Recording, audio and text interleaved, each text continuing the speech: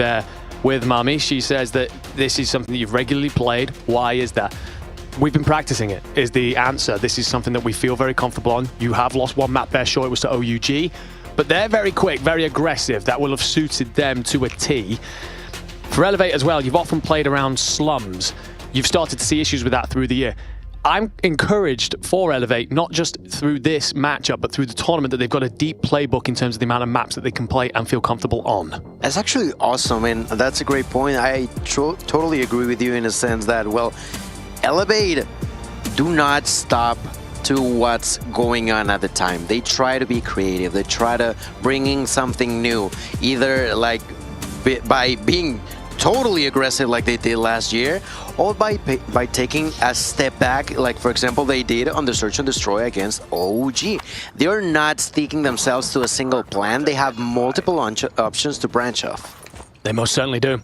But Hacienda Hardpoint will kick starters then in a rematch of the grand finals of the 2024 Mobile World Championships. This time here in Poland. This time the calendar year is 2025. Will we see the same result, or do Wolves have more bite about them? Can the pack hunt their opponents down?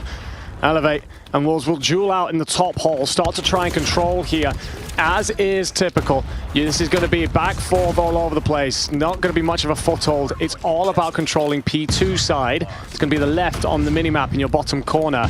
That's what everyone's going to focus on once we start to see that timer tick down nearer to 20. That's right. Well, the fight continues, and as per usual, back and forth, back and forth. One team, then the other. One player, then the next one. In here, 12 to 10. There is a few players on the outside of the hill from Elevate who will begin to try to push in, and so they do. Like you mentioned, this is just the usual. We are now having to prioritize point number 2. Inside of it first, there was Sai, but a good nade will blow him up, and because of that, Elevate is actually going to be there first. Yeah, superb rotation coming out of Elevate. Prioritize the moment at the right time, but also because you had pressure up the map, it spawned Wolves literally the opposite side, so it's going to take them a moment to get there. However, you have got a player in through the back. I believe that's Sounds who's found his route to Gates. Actually, no, it's going to be King. Does a great job of just helping his team spawn in. So all of a sudden, Elevate recognize that their footing is under threat. They'll have to turn and face, play this out through checkers. PJ is looking to hold the close steps. Yop is going to play out from the water side. And it's largely blue in the feed until Peg interrupts it.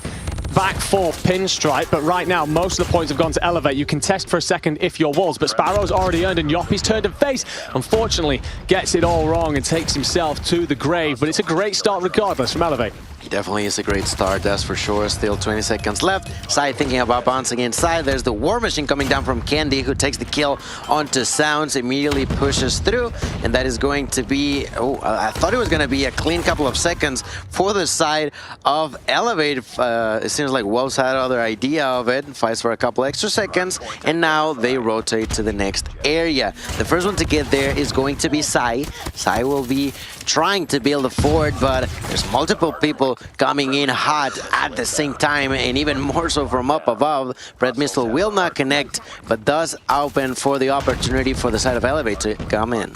Well, Elevate defended very well at P2.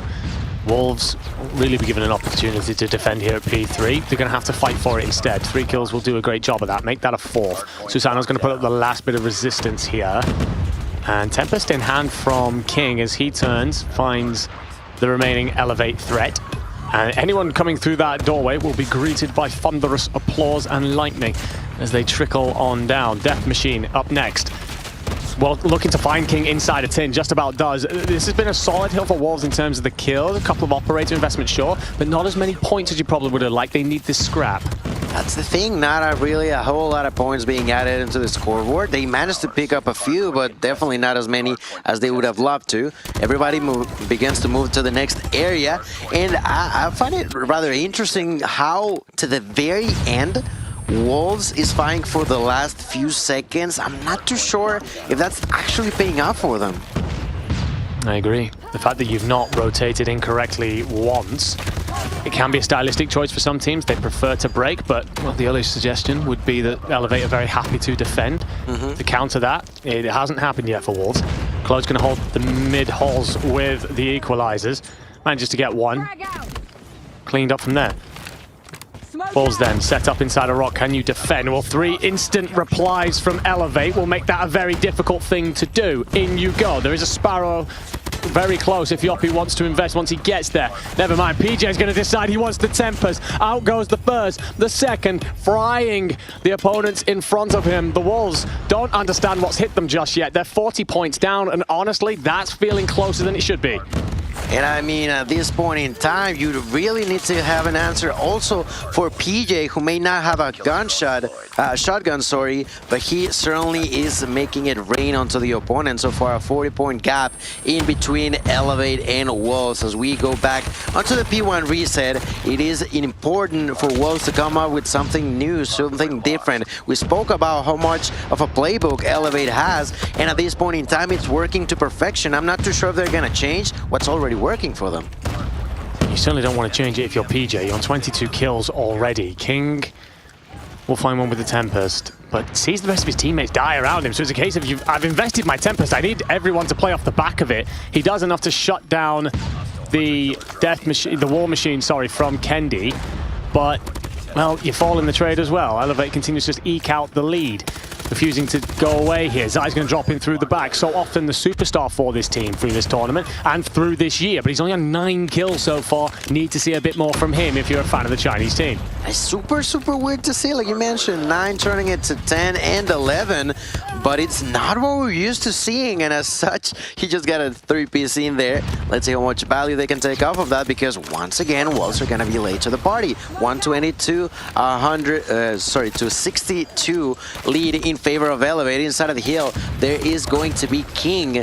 King trying to survive is going to be executed. The next one to try to fight was Peg, but also got taken down. The rotation continues, and those spawns are there in favor of Wolves, but let's see for how long. A few utilities are going to be popped here by the side of Elevate without too much value, but there's still a Tempest and an Equalizer. The last time we came to P2, Elevate got themselves in early. Wolves eventually broke, but Elevate were happy to fight it from the front. This time, almost a bit of a flip situation. Actually, Elevate will just clear the whole house. Wolves will spawn well side, start to try and push in through the lobby and through the driveway. Can you get there in time? Well, the only thing you're going to meet is Close Equalizer, who finds 2, but actually Win does incredibly well. Tucks himself off to the opposite corner and shoots him in the back, but 2 kills there just mean that Elevate continue to look great at Lambo. Wolves are contesting, so that's limiting the amount of damage here, softening the blow just a bit. With those spawns further out, Elevate might just continue to rotate away and leave Wolves to what's left of a very little amount of scrap time. And I mean, Elevate just continues to gain style points with how they've been playing today as a whole. Not only against Wolves, but overall today they've been looking super good, super clean. And, well, they continue to make the opponents struggle like crazy. Wolves trying to come up with something. There was the Tempest completely annihilated. There was the War Machine also taken down. Sounds was not able to do a whole lot of damage with the operator. On the other hand, there's Kendi with 1, with 2, looking for 3, but why does he not get it? Because his highlights are faster than him. They are all pretty much fighting one another, trying to get those kills. That's how fast and fierce the side of Elevate is playing. Win's going to try and counter that with the Sparrow. We'll have a couple of bodies around him to protect. They know where the spawns are, so they're squeezing that back line. Death Machine will finally be ripped out of Zai's hands, but the VMP up close for Wind has provided plenty of purchase so far. Needs a bit more. Wolves getting closer to 100 points. It's still a sizable lead for Elevate, but you can feel that pendulum of momentum shifting, just a little bit. 100 is made, but what's the play when it comes to Rock? Elevate were happy to contest this all the way through last time and ensure that Wolves didn't get anything from it. But Wolves have gotten there first, so how do you defend this time? And well, when a Death Machine greets you at the door, the answer's probably not very well. Problem is for Susano here, you've got to focus both sides. You do a great job of doing so, and you are going to spot that player in the water? No, well, you do, but a little bit too late and get shut down. Pretty unfortunate situation there for him, but it is what it is. His highlights are still going to be inside. 176 points now as they continue to grow that advantage in themselves. Now, Claw using the Equalizer, going to take 1, gonna take 2, gonna go for 3, takes it like it's nothing, just destroying, annihilating, shredding through the opponents. Now a hunter killer drone will fly by, has a few extra seconds with the equalizer, gets another opportunity to do more damage. That's another double kill for Claw, finally gets killed, but on top of it, he gets a knock with a hunter killer drone. 200 points have been reached by this out of Elevate, and Wolves are barely on 107. The problem is here for Wolves, you tried to play in through the front, you get swatted away. You look for that mid-map control, you're met by an equalizer. So Elevate are just going to continue to storm ahead here. A nearly 100-point lead heading into our third rotation. Anyone see this coming? Was this on your bingo card? I highly doubt it. Where is the Wolves that everyone talked into this series, into this World Championships? Elevate said they've been practicing here on Hacienda Hardpoint, and they are putting everything that they have learned to great use. Zai tries to get in, shut down. King and Wind will answer, but it's far from clean if you're the Wolves.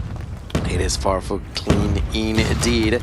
Now they're trying to get through, but it's just not so simple, not so easy. Whenever anybody gets close, there's Peg inside trying to defend himself. Finding a kill, there's Joppy to immediately take him apart. Triple kill now using that Sparrow already with 29 kills. The side of Elevate are feeling confident, I'm feeling comfortable, and they are trying to close this one up as quickly as possible. And we already understand why OG struggles so much. They're just so good. Elevate showing significant prowess in this map 1 here. This was supposed to be their biggest test. It might be one of their biggest victories so far of the tournament. 235 to 116. Wolves have rotated at least 4-2, but you are going to have players playing on both sides. You are hemmed in. You must win some big fights, or this could be your final stand. Zai, King, Sounds, they'll get kills. Tempest and a Operator in the Death Machine are going to be invested here. Coming in, Zai looking to find routes. The War Machine as well from Sounds. And you've just got to hold, you've got to stand, you've got to fight. Yoppy with a double on the nade, and PJ might let Elevate get in here and break, and they could win it. There's just no way. They invest so much, yet get rewarded so little on the side of Wolves. There's the Tempest and the Death Machine now on the side of Elevate. Less than 10 seconds away. That's a 3-piece. And another double with a nade. The side of Elevate are having so much fun in here. They're just a few seconds. Equalizer again. That's 1. That's 2. Maybe make it a triple. It does not matter because the game is already over. Elevate with an outstanding game of Hardpoint are yet again going to dominate another opponent, and not only just an opponent, we're talking about Wolves here. We said coming into this series, this would answer more questions than any other that they've played. But for both teams as well, coming into this tournament, it was all about how Elevate, the gap had closed, shifted. This was now a double elimination bracket, so it would be more difficult for Elevate to pull off a surprise run. For Wolves, it was about how much better you were going to be. You were going to dominate in the respawns. Well, the evidence at the end of map 1 is resoundingly against that. Elevate will look to Clo 52 and 30 to start things off, and PJ with 45 and 35 to go big. 2 minutes in the hill as well from Clo. Guy put on a big map 1 here to see off the defending world champions. It's a statement and a half, not only because, as you said, this is Wolves, but also we alluded a little bit to the fact that these guys are building a bigger map pool. They have more and more tricks up their sleeve. They look incredibly comfortable on Hacienda. Yeah, they look to be super comfortable, but according to his words, I'm not too sure if I heard him correctly, saying that they felt a bit rusty. If this is rusty, how does a well-oiled machine would look like in this map? Like 250 to like 20 or something like that? It is just wild to be able to properly dominate multiple teams, not only once in a while. You know, maybe a single match you got into the flow state and dominated. No. This is a consistent matter they've been able to do over and over and over again. And I would argue that usually Wolves tend to have better respawns than Search and Destroy. So by them not being able to capitalize on that against Elevate, what are we to expect on the rest of the series? That is a great question. As we see the winning moment there for Elevate, that was comfortable, to be quite honest with you. And while we expected a lot of their previous games to go that way, I think Wolves, we were expecting something more like what we got out of the New Gen Ninjas game yesterday, where very much so down to the wire. But comfortable, and calm and collected. And honestly, as a group, that just seems to be how they are. They very much so take it at face value. They play the game, very humble players. For Wolves, well, I think that picture on your screen sums it up, ladies and gentlemen. You'll be feeling the pressure right now. You will understand this is the throne that you feel belongs to you. You feel like this should be something that has your name etched on it. Should be you trying to defend your crown. These people in front of you stole it from you last time. And the message from the Elevate interview was, if you want the crown, you'll have to come through us. Well, I think that was aimed at a certain team in this tournament. And Wolves know that right now they're not answering that call. Not at all, not at all. They're looking at the crown, but from down below. They have not been able to get close to it.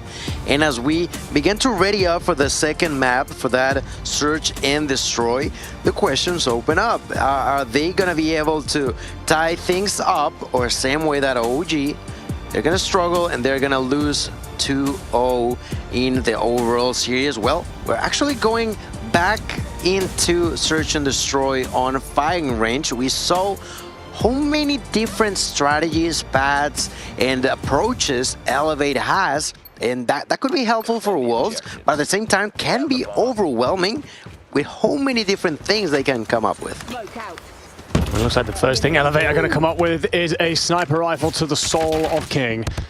Find the first, but it is instantly replied, so that numbers advantage will matter very little.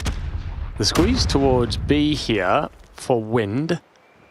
Susano, did you see him cross? It doesn't look like it, so there could be a surprise coming their way. That's right, a surprise probably coming their way for now.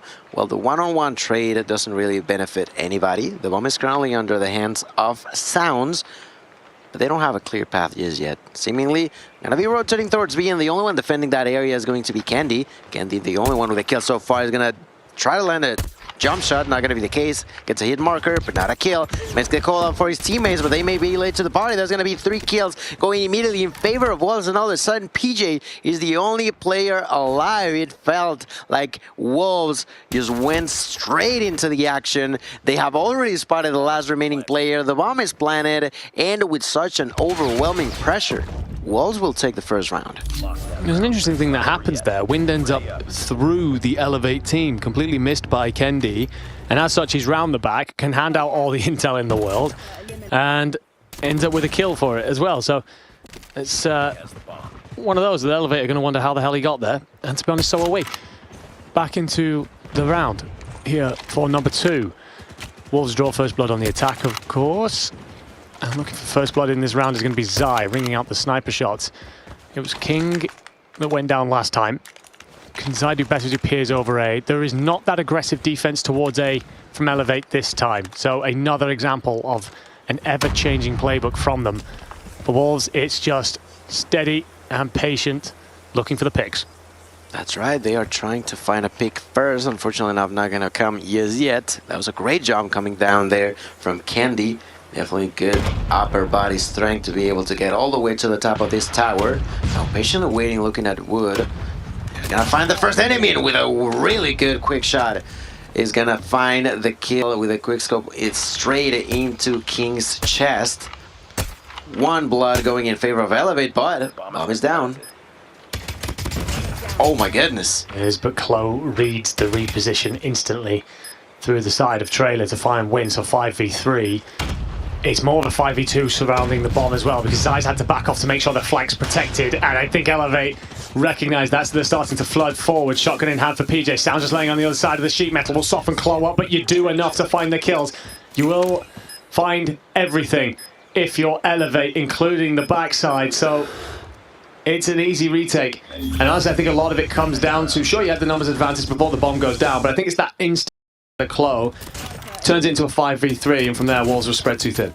Yep, makes them stumble, and all of a sudden, they're not too sure whether we defend. We no longer have a clear view of what we want to do, and that's where Elevate comes in, takes those extra kills, defuses that bomb. That double kill at a distance from Susano was also very, very nice.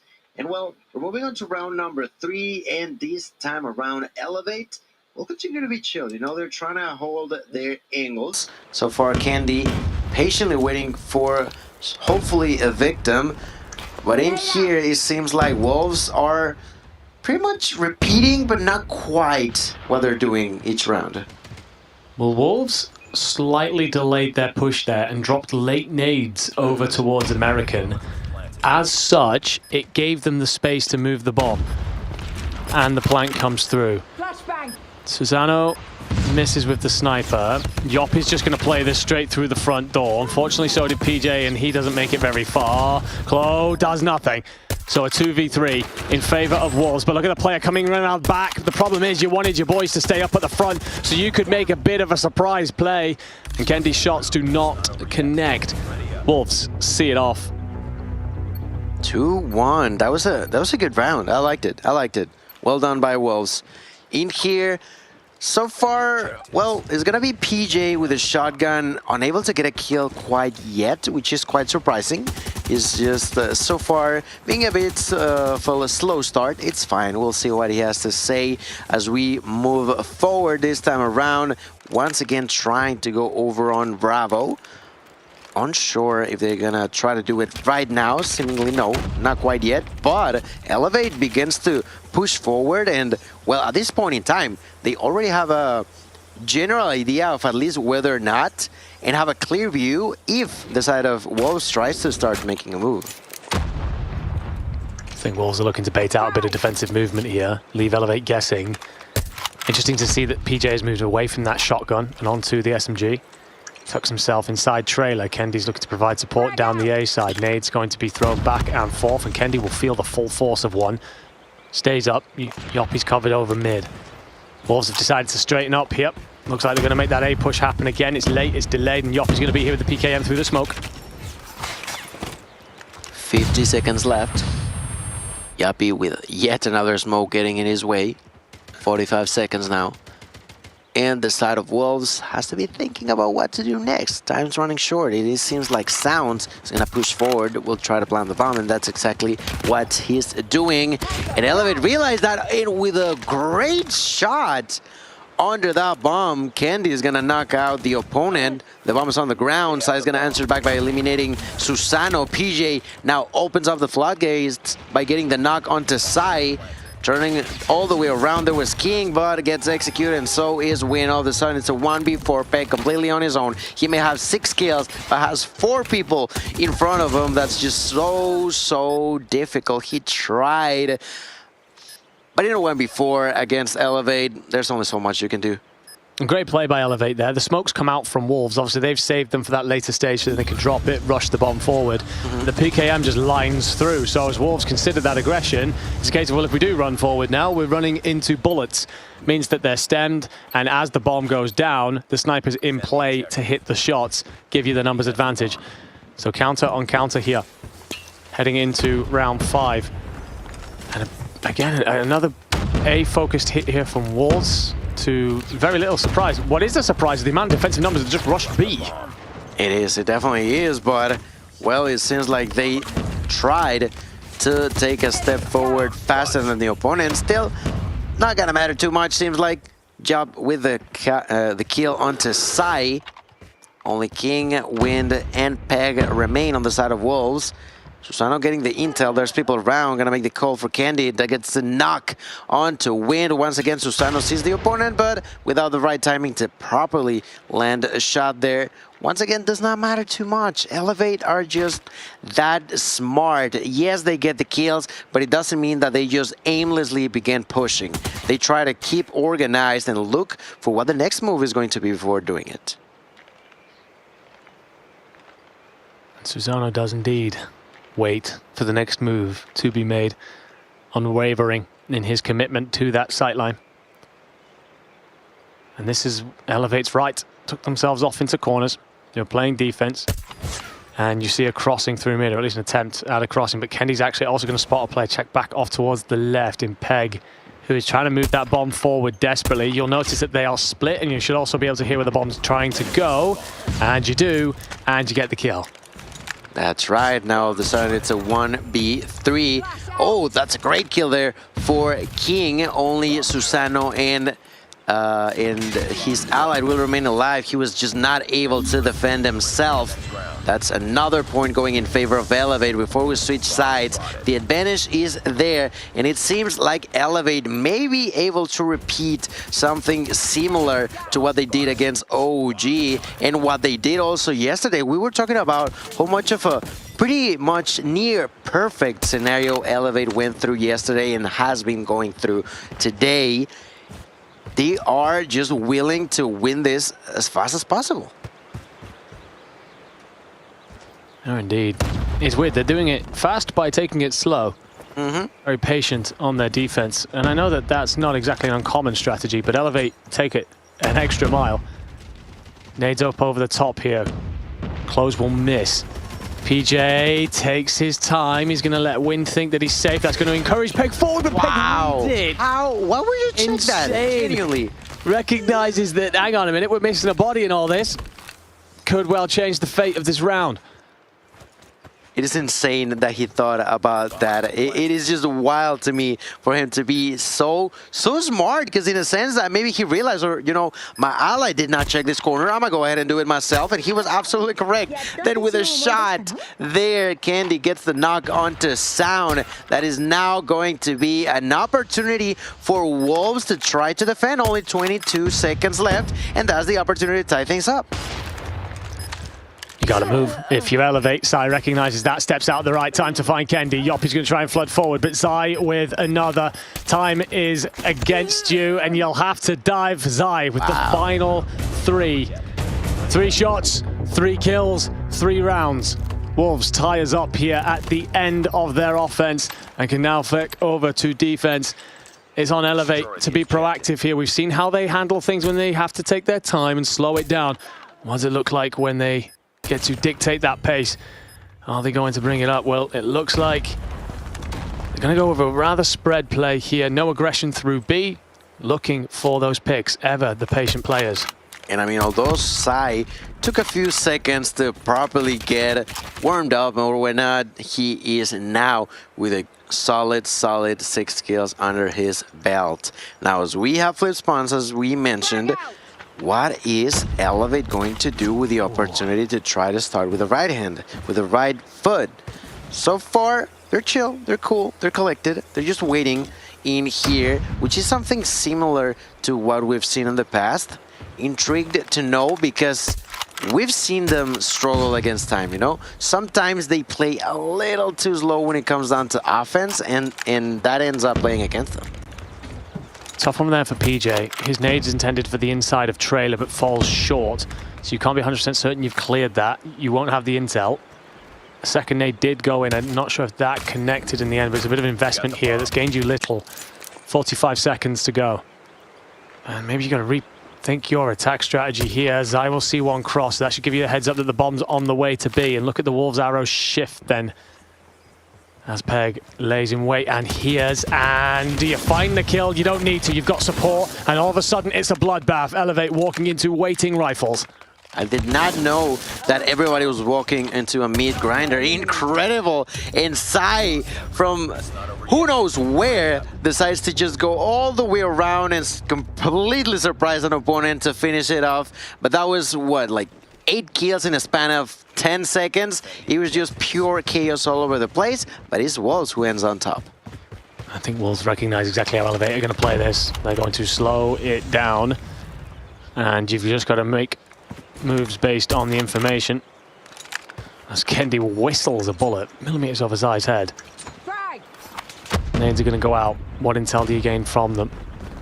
Which should let you know that there's nobody in behind the sheet metal. I don't think that will make you feel better about pushing for A regardless.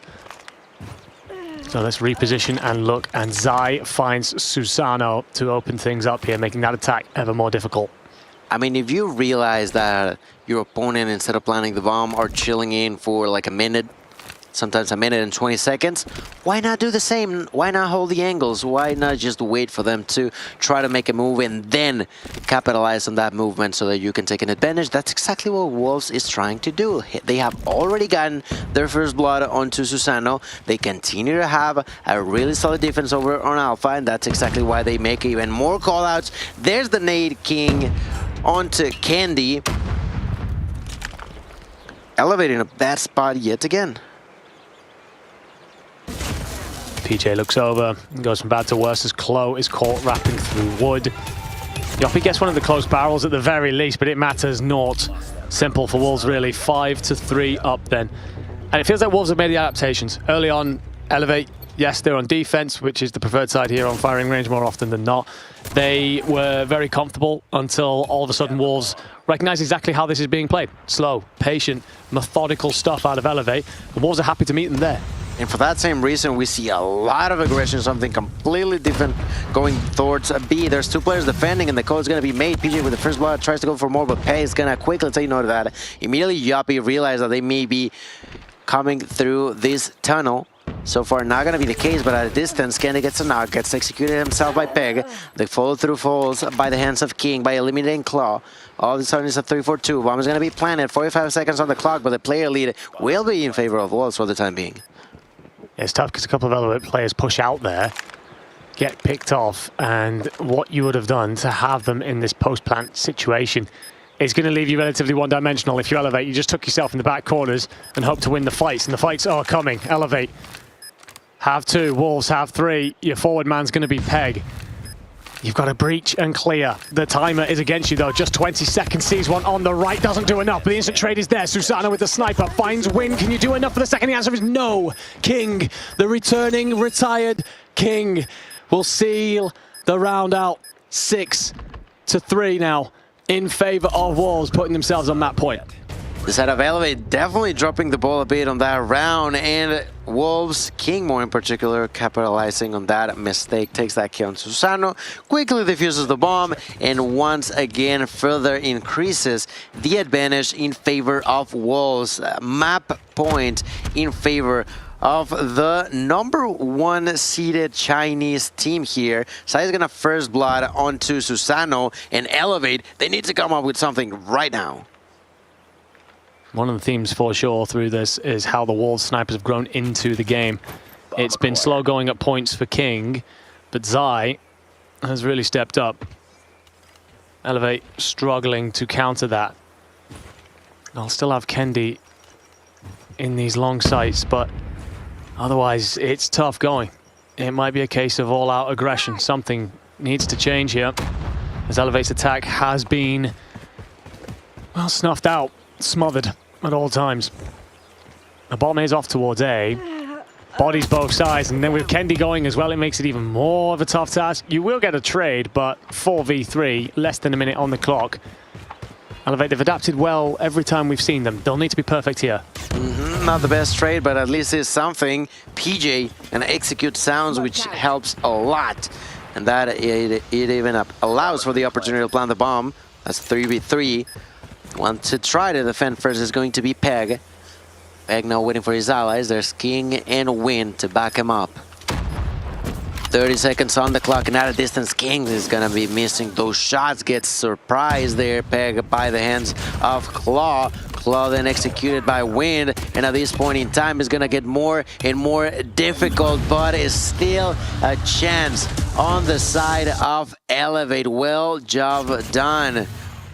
That's a job that's just not easy whatsoever, but at least keeps the dream alive. Well, we asked for the adjustments, and suddenly Elevate gave us one. They turned the dial up. They suddenly got aggressive over towards B, which Wolves, I don't think were expecting, and had largely vacated. So Elevate take advantage, but instantly Zai, that man there with the sniper to open things up, just giving his team every possible opportunity to succeed. PJ is going to roll forward with the shotgun, and as always on the offense here, without being a man down, you are basically a man down towards this bomb site, because one of you's got to protect that backside.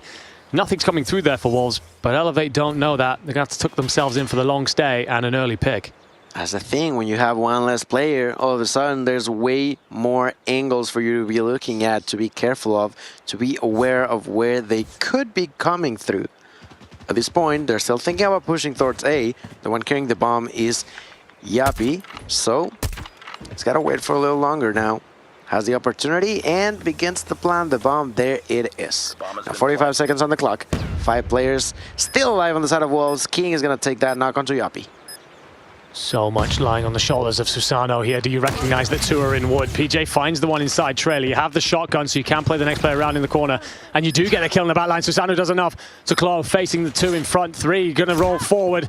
And the Wolfpack are here. They are on the hunt. They find one, but Chloe answers with 2 and 3 of his own to extend us in the search and destroy. Slips and slides and delivers deadly damage to the Wolves. Attention you wanted, attention you get. Claw, incredible way to dominate the opponent's triple kill to end things up, to find himself onto double-digit territory. 10 kills total for the Elevate player here as they are 1 round closer from activating overtime. Wolves has had map point for a while. Once again, Sai is going to find the first blood, this time onto Candy. Immediately tries to capitalize on it, just thinking about pushing for more, but has to be cautious, has to be careful. They've tried to do that in the past and has not worked out for the past couple of rounds for Wolves. There's a change up in strategy on the weapon side as PJ scoops a sniper for this round. Susano will retrieve the one left behind by Kendi. Smoke out. And that means you don't have your shotgun player in play. So is this going to be a B move? PJ wants to peer down this A sight line. Recognizes the likely trouble on the other side of it. It's interesting to see that both teams are happy to just give up mid. Not a single soul cares. They're going nowhere near it. Who would dare push through it? Oh. That was really close. That should have been a kill. Unfortunately enough for the side of Wolves, it was not, but another time though. 40 seconds left. Bomb is in the hands of Yappy. Currently trying to push, and there's Sai gonna get caught off guard. Great and really important kill there for Yappy. Number Yappy stays into King, who finds a kill. PJ trying to plant the nade will connect, so Peg knows that he can get out there, but Susano's on the cover. And the bomb doesn't go down, so 1v3 then. Chloe, you've already had a triple in this matchup, but this would have to be something else. With just 13 seconds on the clock, he's going to have to grab, he's going to have to dive. Decides to try and push forward instead, bait out the idea that he'd made the bomb plant, and it does nothing for him. Wolves answer back then. It was a resounding map 1 victory in favor of Elevate. A little closer this time, but did feel like a map that after the first 2 rounds or so, Wolves were always in control of. Absolutely, absolutely. Although it took him a minute to actually close it up, it does not mean that they were feeling too anxious about it. They were still playing really, really good. They managed to finally secure the victory and tie this series up. Wolves doing a great job. And it all comes down to, well, your own regional experience, right? It is an area over in China where S&D has so much of an impact that definitely gets translated here into the championship. 100%. We are going to see here the scores, of course, for the players. Now topping both teams. Chloe on one side, not a surprise probably after that 3-piece that kept the game going. Peg at the top of the other. But zero surprise to see that the highest KD goes to Zai. Felt like he started off a bit slow, but MVP for very good reason for this team throughout the 2025 season. Won so many of those opening sniper duels to give his boys the opportunity to see this through. The chance stacked in their favor, and they do deliver on it. So 1 apiece, we tie it up then. 1 apiece, that's right. We will at least get a map number 4. And, well, although it was a bit of underwhelming to see Wolves struggle so much on hardpoint, you can see it that on S&D, well, they put up a real good fight against Elevate, taking that victory home, taking that map, tying things up, and he begins to open the question even further as to what are we to expect in the rest.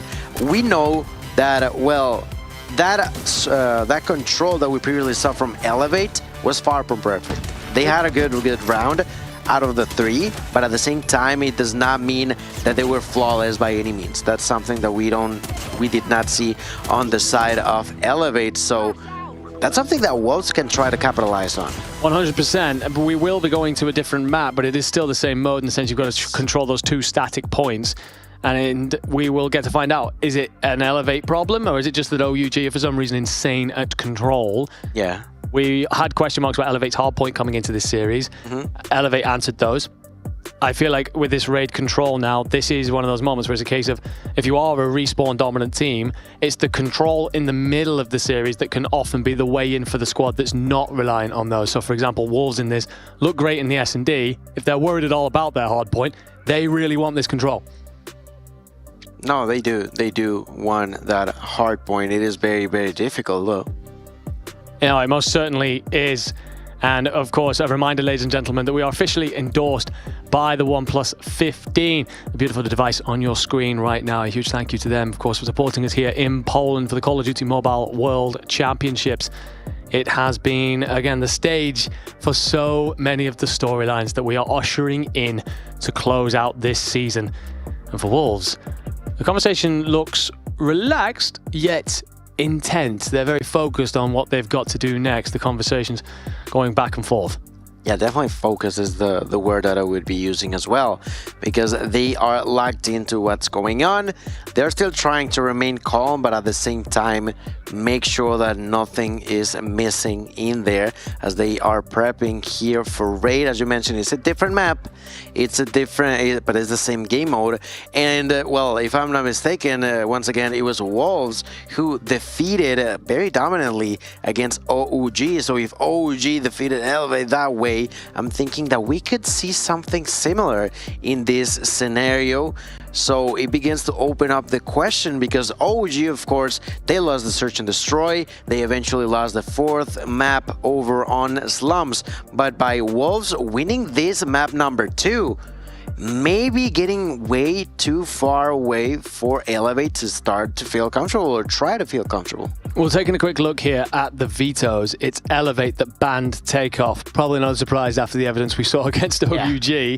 Wolves banned Crossfire, which is a incredibly defensive map, shall we say. So I'm wondering if for Wolves it's a case of wanting to feel a bit more free flow on that. Raid, obviously a big map, a wide map, allows you to dictate exactly where you want to play, kind of siphon off portions of the map to your control. But also then that tells me that what they're probably looking for is to control the mid-map, because that then allows you very easily in between A and B. You can change it up on the fly. That comes to me for the SMGs, the aggression.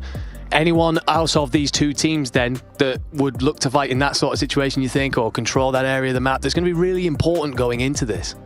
Well, I definitely feel like the ARs are going to be really, really important. Unsure if Sai will opt for a long-distance weapon like a sniper or an assault rifle, but I feel like that's going to be one of the players that is just going to run straight to the middle and then try to branch from there, either to the raid or to the pool, one of the two, but to make sure that he's always in the middle, so he can try to either defend or attack those areas, or straight out go down the middle and try to go for the enemy's respawns. I feel like that's a real possibility that Wolves could be doing here, and I think Elevate or not, I gotta have a fun time with this one, honestly. Yeah, I think so. So you're going with Wolves to take map 3 then? Okay, yes. All right, well, the prediction is in. My analyst has made the call. Do Wolves answer? Well, do Elevate have a little bit more to say here? It's an interesting discussion, kind of looking at the years that these two have had. For Wolves, they had a little bit of a wobble through the stage 2 in COD Major, and it was partially onto the S&D, also partially onto the control. So have you learned the lessons? I always think this about some teams. If I'm one of the best teams in the world, I kind of want to go through periods where I've struggled, because then I can learn how to get better. We've seen Elevate learn a couple of tricks here, kind of prepping for Hacienda, adding that to their map pool. For Wolves, it's a case, I guess, of have you gotten better enough at control that those earlier problems are now a strength for you? I feel like Wolves has managed to do that on the later quarter of this year. They have done such a good job at making sure that they are not only rushing for the kills, but also capitalizing on those with the objectives, with the ticks. We know how important it is to start getting those OVJ seconds, because at the end of the day, if you do get to that 5th round, the best opportunity or the best chances are for those who are on defense, so might as well try to opt for it just in case. May as well, indeed. Our two teams wait to get themselves into map 3. Let's take a quick look at the playoff bracket and talk about the big picture here in Poland. An update that it is 1 apiece, of course, between Wolves and Elevate. That's the game you're watching here on the B stream. Q9 and Stalwart are waiting. But Galoris have seen off Street Gaming, that matchup of the two Brazilian teams. I kind of feel for Street Gaming. Felt like they showed us that they were a really good team there. They lose 3-0, it's relatively comfortable in the end. I think you match up against a lot of the other teams here quite well if you're Street Gaming. But that one's been going on inside their region for some time. Galoris so often have the upper hand. Also got to be a sore one for Pabzera. Yeah. I feel like it's very weird on those type of scenarios where you prepare for other areas, but Galoris knows Street so well and have been able to dominate them for so long that it gets difficult. It gets very, very difficult when it comes down to your own region. You know one another so well that how do you surprise them? I mean, that is a good question. You're probably needing the new player in Pabzera to come out and do something, and who knows Pabzera very well? Galoris. So yeah, it's a very difficult situation for them. But Galoris will march on through our lower bracket, guarantee themselves at least top 6. Of course, their region at least top 6. They will await on the lower teams to arrive. And in order to get them, we need some losers, and that means we need some victors. And who will be that after the end of this map 3? Rocking forward then onto the raid control. Elevate immediately swarmed mid. They knew exactly what they wanted to control on the defense. Wolves, it was a push up the driveway towards Ring, and they will get nowhere really. Zai will stick around for a half moment with a Type 63 and does well to find 1 kill, because if he hadn't, all of a sudden Elevate basically in your spawn. And right now he knows that there's someone around. He can hear him but cannot see him just yet. Picks up a weapon from the ground, finally spots an opponent, but immediately the push from Susano is going to shut that down rather quickly. Great trade back by the hands of Wolves, but still far from perfect. Struggling a bit here on the beginning of round number 1, and that's because of how well organized Elevate is playing in here. Now 50 seconds left. They finally send a player in, but I like the way that Elevate was playing to try to build an advantage early on that they are definitely getting. Certainly are, up by 8 to kick things off. 1 tick will come through at least, or has it fully come through? I think it has, yeah. It's, screen's quite far away here inside the studio, but it has indeed confirmed that 1 tick will be on the board for Wolves, starting to make progress at A. PJ's coming in. You need the arriving player in bed in Peg to give you that intel. Does get there eventually. So 1 tick through. 30 seconds paused on the clock. Elevate here, I think, weighing up. Do we hit this? We got to find some picks first. Outgo the nades to try and give you that. Or do we just set up in mid and not allow them over to B? Well, it seems like they are going to be capturing Alpha. They tried to defend it on the side of Elevate, but they were a little bit too late. Not that they care too much, you know, they're still dominating on the kill department, and they now have to try to defend Bravo, and they are doing it from within, from the inside. There's Claw here, trying to defend, gets stunned, does not matter too much. There's his allies to help him out. Susano's still alive, only 5 lives left. The side of Wolves struggling like crazy. That's make it only 4. They are trying to do something, but Elevate seemed to have a really, really solid answer. I did not expect this at all. Now this is dominant from Elevate. Very. 15 lives left in the tank for Elevate at the end of map 1. It's 4 ticks to Wolves, which I imagine they'll be quite happy about, but it's that deficit there that you know is going to sting and could be important if we hit that round 5. Elevate then on the attack. Chloe's going to play towards bed, does have the Tempest available to him. And the Annihilator's in play from PJ, and there's your first. And the boys clear the rest of the points. The ring belongs to you. PJ wants to go aggressive towards the spawn, finds one close, and another. Does not recognize that one's tucked into the corner, but the damage is done. The first tick is through, and you have so much map presence. Wolves having to dig themselves out of a hole. Damage is done, the break is through, and Elevate are still pushing for more. There's Yappy with a Sparrow trying to push forward. There's Susano trying to hold, gets a kill before getting tracked. Now at a distance into the court. There, oh, there it is. 3 points there for Yappy, finds that kill into Sounds. Now there's a War Machine by Candy. They are just instigating them so deep from within. I'm actually quite surprised that they are not rooting to also capture the objective. But at the same time, when you have such a big lead, I guess you can pick and choose what you want to do. Candy goes huge with the War Machine in the back there, finds 3. Wolves down by 10 lives, which gives Yoppy license to push the backside and gets 2. And a third is slain with the Hunter Killer here. And as such, Wolves are limping their way out of spawn, desperate for some mercy that is not going to be forthcoming. The Garena region squad are dominating and are control. Took the first round convincingly and have built off the back of the operators to give them a strong leg, I'd say, in round 2. Who is this team? What is going on? Elevate doing so good here on Control Raid. Only Sounds and Psy remain alive. There's just so little they can do in this sort of situation. They do have all the operators on the side of Wolves. But why did they not use any of them? Of course, I would understand trying to save them for later. But later may not come soon enough. I agree. Wolves are in a difficult spot here. And would an operator or two have turned that? Zai does well to turn around and find PJ. It also gets a second and a third, so at least makes it look pretty out here, but obviously forcing that fight because Elevate were trying to build up their own operators, happy to back off and let that generate. So it's 2-0 to Elevate, and dominating the respawns it is. You just mentioned it there yourself, Wolves, they do have everything available to them. Chain them correctly, you'll make this a very quick round, but if anything, you want to be efficient. You don't really want to use all 5. Now, of course, you don't want to overlap them so much. There's going to be the first pop. There's going to be the War Machine by Sounds at a distance. He immediately tries to capture the objective. A Pred missile will come from up above. War Machine is still alive, though. Sounds pushing for more. Currently onto enemy's territory, finds a double, could get a triple, gets it like it's nothing. Then from up above, the Pred missile could find 2, opts to wait, and for that, will cause him to only get a single kill. They're trying to knock him out with actually a lot of stun grenades. Still manages to survive, and for the first time, we will see a kill lead in favor of Wolves that at the same time transferred onto the capture of B. Job done so far if you are Wolves on this attack round. Still 4 operators available.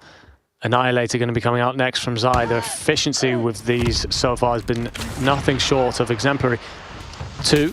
PJ tries to play it close inside the smoke, but Zai does enough. Basically, Goober stomps him on the way through as well. Pei gets the kill. That leaves just Susano up, and not for very long. You're basically spawn trapped at this point, as Wolves have spread themselves into various locations. That means the game's desperate to put you somewhere, and anywhere will do, as Yoppy's dead next. Susano 2. Kendi will answer back with 2, and I think that's actually going to be a collateral in the feed. Very well done by him, but 21-9. I think for Elevate, this is just simply damage limitation. Get as many lives as you can, charge those operators, and think about the next round.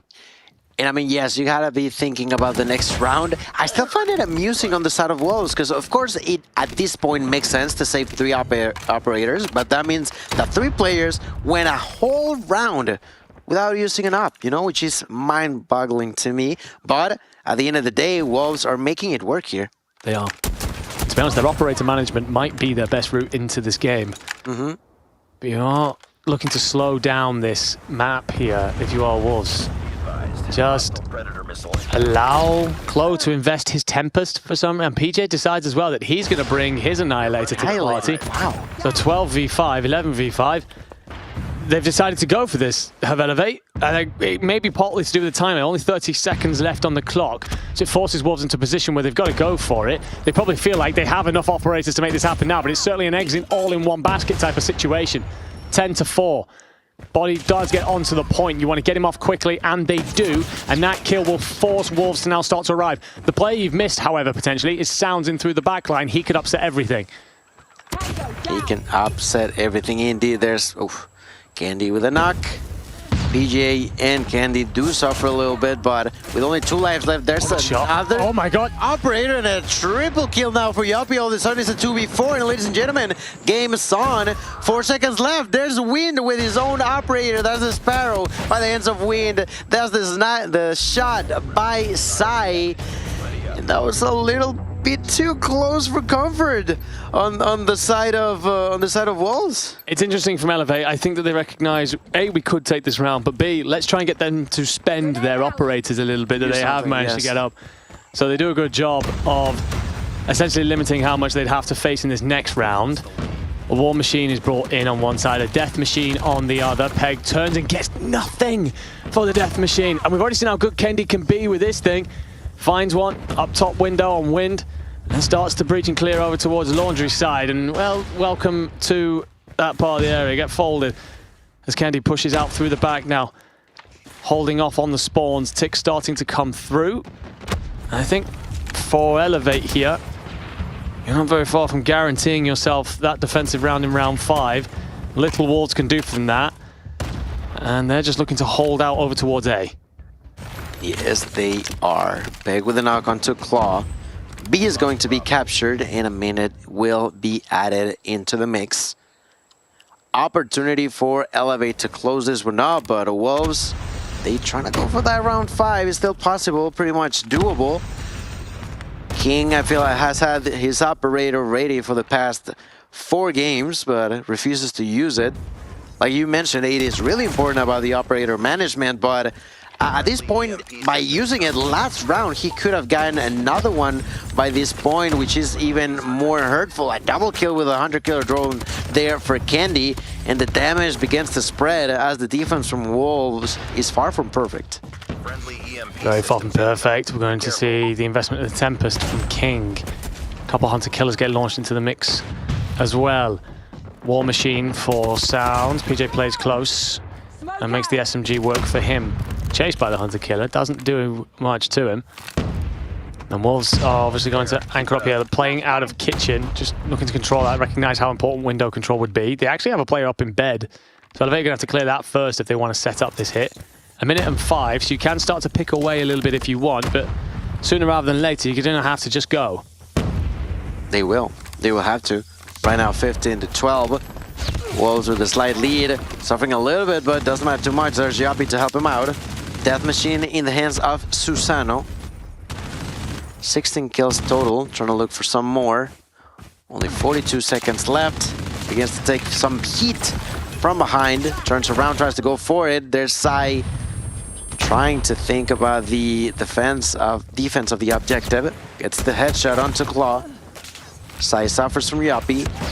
11-7. Kill lead still in favor of Wolves, but we've seen how quickly Elevate can change that.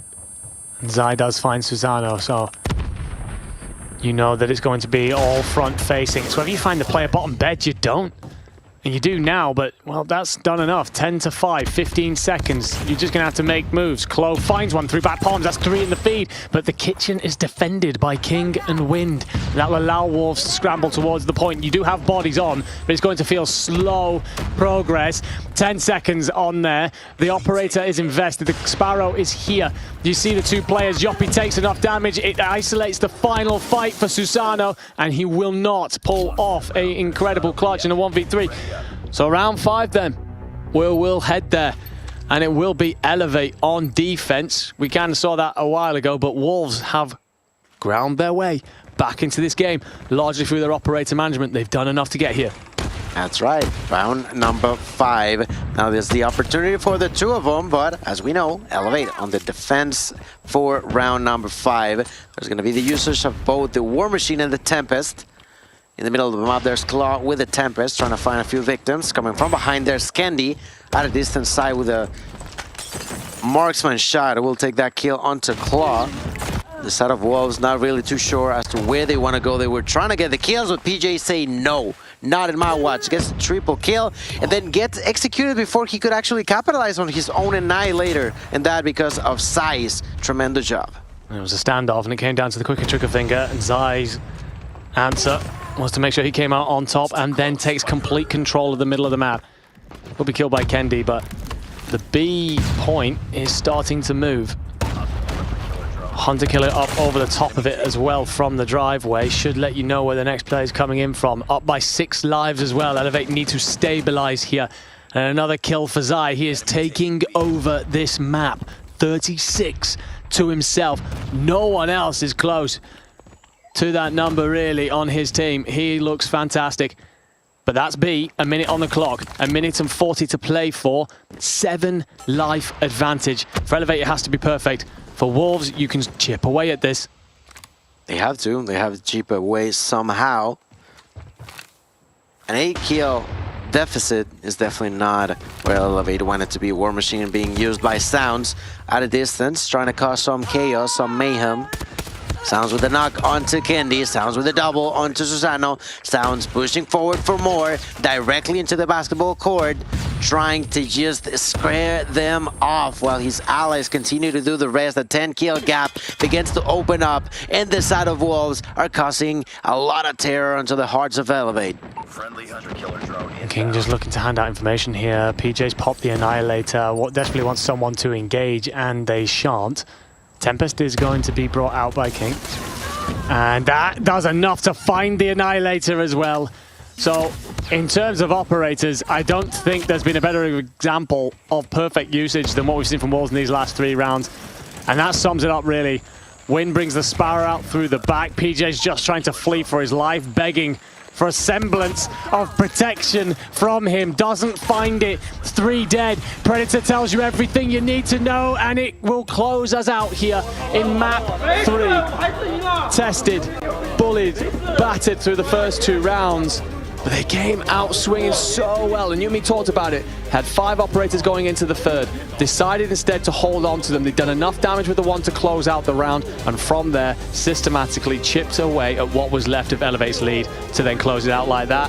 Incredible stuff, and a reminder of why they were once world champions and just how much they're bringing to the table to claim it back this year. That's exactly what I was thinking. There's a reason why they are professionals, and in there you get to see the numbers on both sides.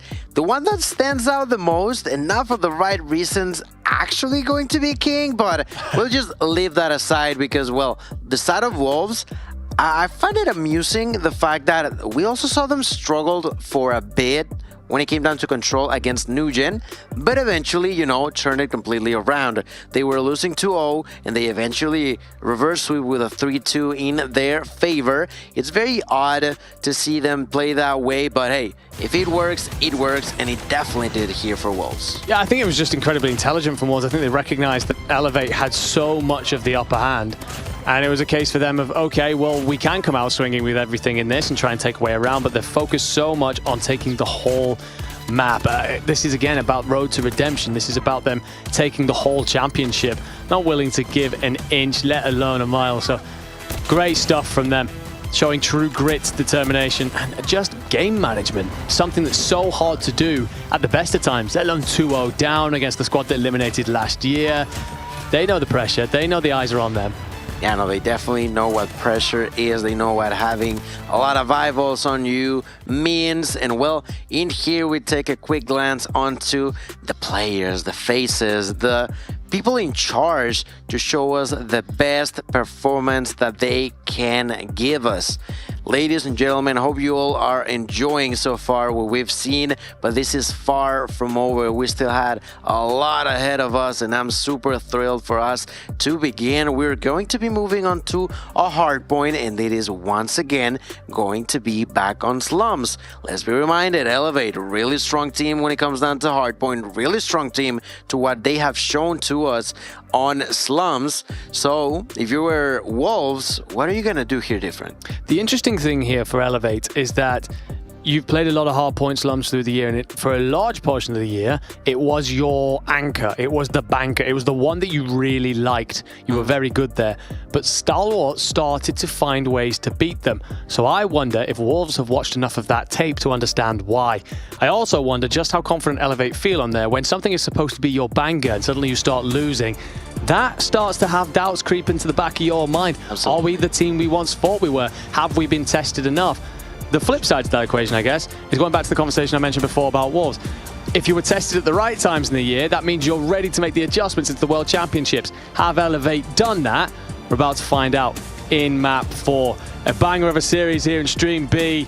We've got, of course, the defending champions against the team that are looking to reclaim their crown from 2023.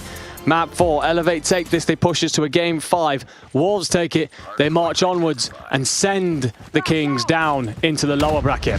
I hope you all are ready, because we are going to start map number 4, Hardpoint on Slums. Double kill to open up for Wind. He's going to be overthrown there by Susano.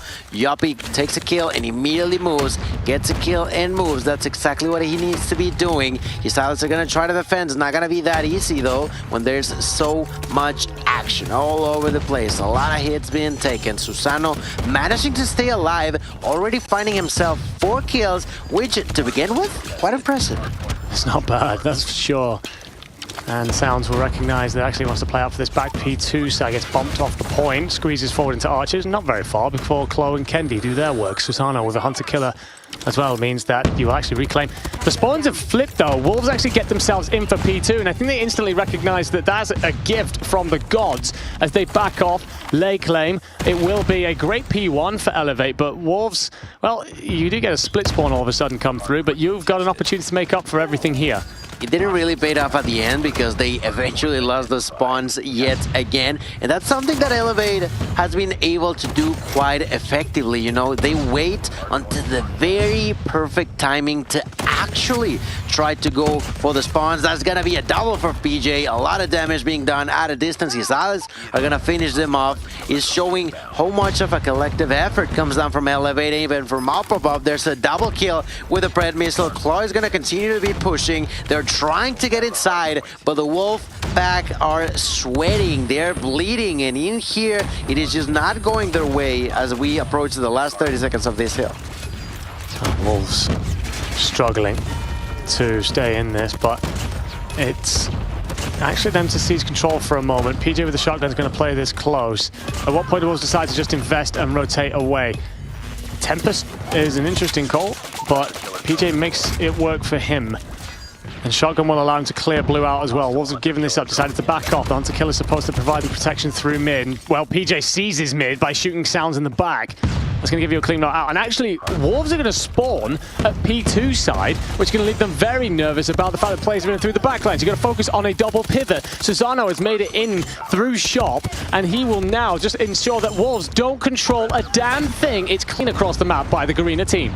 Insane to be doing something like that, making it look like effortless, but it's still going to show that Elevate know how to sneak around, what to do here, how to prevent Wolves from feeling comfortable. That's another double for Claw. He's so very used to situations like that. Gonna go for the next one, finds a quadra piece now. It took him a minute to get there, but Claw now getting kill after kill after kill. There's PJ with a double. There's Susano with a death machine. That's a double. Try to make it a triple. Does not matter too much. On top of all of those operators, there was also a War Machine, an Equalizer, everything being popped pretty much at once. And after this hill is done, that was a near perfect hill in favor of Elevate.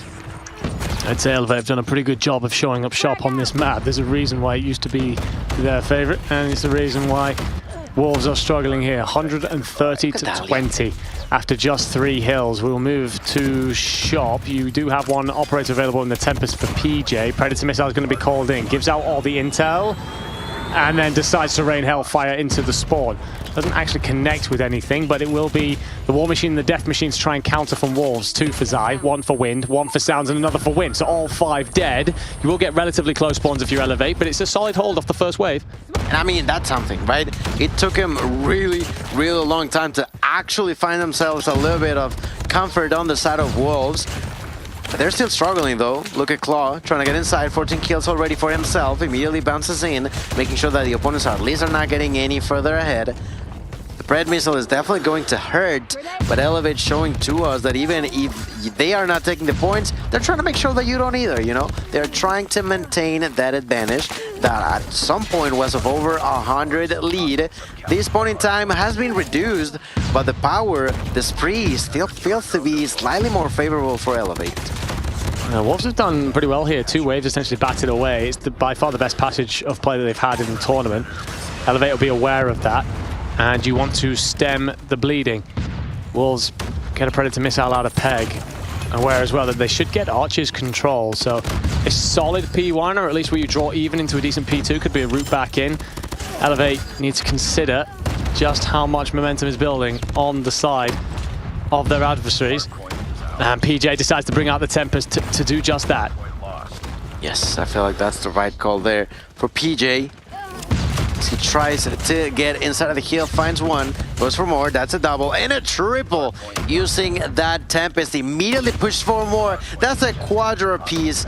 Insane. How many multi-kills can he get? And I can say the same thing about Peg here with the equalizer. Looking for more blood, more pain. Still not going to be enough to survive, but the damage is done and the rotation is good. It is good for the side of Wolves. Can they maintain it this time around though? Yeah, claw back at a nearly 100-point deficit to 50 at this point. Elevate will get the scrap and then start to move forward in the following 8 seconds before the hill opens. Wolves are going to bring in the Predator missile to stop that push for the back spawns, and here comes the War Machine to ensure that you are well protected. A buffer of sorts. Every operator coming out. I think Wolves have decided to call this and run forward for the point. They know exactly what they need to do to make Elevate feel some pressure finally in this map. That being said, there are 3 available to Elevate, so it's where do you decide to get active? And here comes the Death Machine to ring out and drive this Elevate squad back. Let's see, Sai with a good defense finds a double even though he was stunned. Manages to stay alive, gets a triple, gives the intel to his allies. 100-killer drone, that does not get to be used because of that nade. Well done by Elevate, but still not quite enough to actually break through this hill. Last time around, it took them for a surprise by the hands of Elevate onto the rotation for Wolves, but they fixed their mistake, and because of that, we saw it. There was a 100-point deficit, now it's under 20. It has indeed been a great passage of play by Wolves into that, through that P2, and it's a great transition to P3. Far better than last time. It's almost a flip reversal of situations here.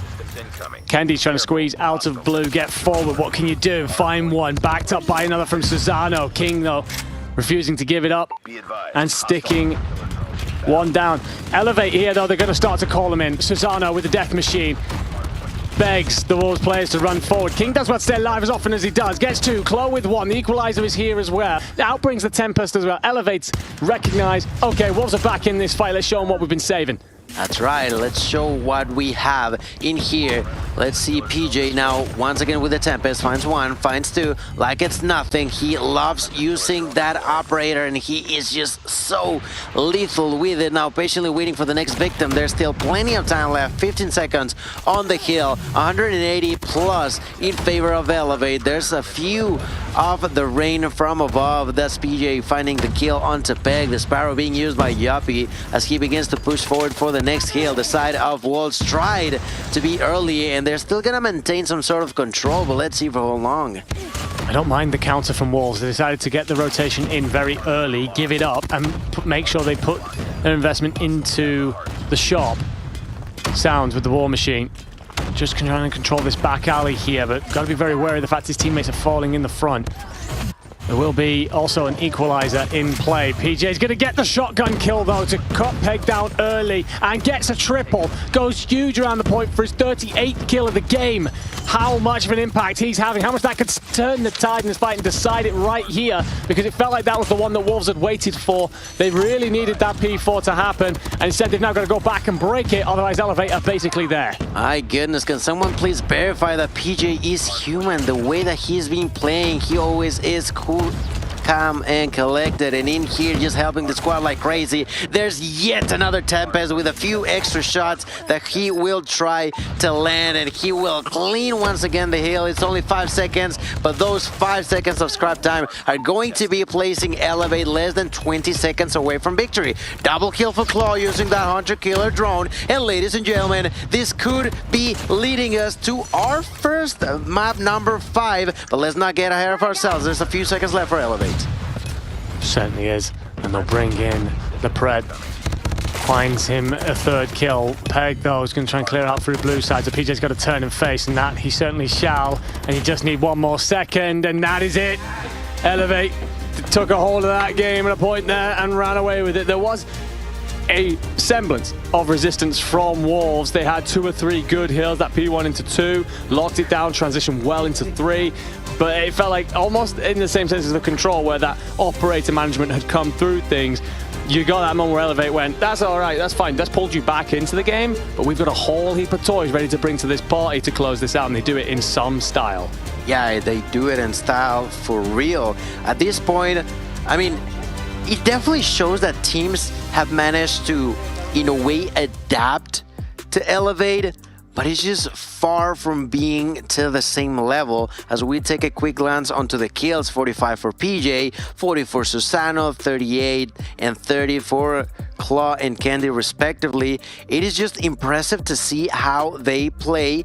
And well, I mean, in the past, it definitely felt like Elevate could make any team look clueless on Hardpoint. This time around, like you mentioned, Wolves have an idea on what to execute as a plan, but to actually be able to maintain that control is the most difficult part against Elevate. It is. Elevate are so relentless in these matchups. They're pacing so fast, but it's just their ability to, again, just make a call as a team as to what they want to execute. And you can see that they all bought into that. Those moments where it's, okay, they're all deciding to pull out their operators and chain them together in this moment. This is one of those situations where they've given it up early, or they want to play in through these back spawns. Every time it was, okay, all 5 players across the board know exactly where they want to be and how they want to play in that.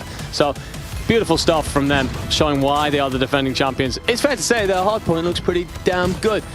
Pretty solid. I mean, it's fair to the bare minimum to say something like that. It is quite a delight to see them play, and hope you all at home are taking notes, because, well, if you want to go to the top, you're gonna be able to defeat someone who's all the way at the very best as Elevate, because, well, at least for Hardpoint, they have been unbeatable. We will be taking another glance onto what we've seen so far. Once again, Hardpoints undisputed for Elevate. Search and Destroy and Control, you know, definitely Wolves has done a better job in that regards. And as we think about Tanisha Search and Destroy, do you think that's gonna be going once more in favor of Wolves? Are we gonna see them actually be able to defeat them? So this was a map that for Wolves in that stage 2, where they looked off character, they just looked off kilter, quite frankly, compared to how they typically do.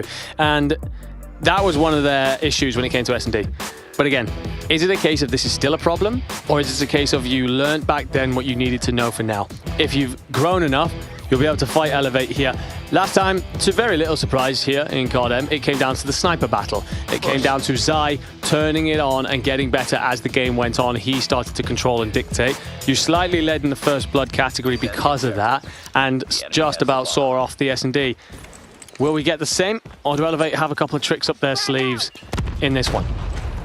Not too sure, but I'm super excited to find out. Ladies and gentlemen, game number 5, the first game 5 that we see here on the B stream. It has been a blast to see these two face each other, the 2023 champions versus the 2024 champions. Ladies and gentlemen, these two are just in for a treat, and so far, I'm loving it. But 40 seconds, no casualties just yet. Well, slow and steady is so often the way for Elevate inside S&D, whether that be defense or offense. On that defensive side, they'll certainly grind this clock down as much as possible. It's a quick check, and both players get a little bit of a look at each other, but Zai does enough to find Kendi. So then, that sends out the call. Wolves will start to flood the point, and it will be largely gold in the feed. Susano, the last alive, the only one that wasn't on the point, as it's white. Wolves get the bomb down, and as such, I mean, it doesn't even get that far. Zai pops out the bag, and that's an early statement made by him and exactly what he wants to bring throughout this entire search. What a shot that is. It definitely was, and I mean, it took them over a minute to actually begin shooting at each other, in less than 15 to actually end up that round. As we now begin on round number 2, the one carrying the bomb is going to be Sounds. So let's keep an eye open for him, as he is actually quite close onto the A site. A side that's currently being defended by both PJ and Yuppie.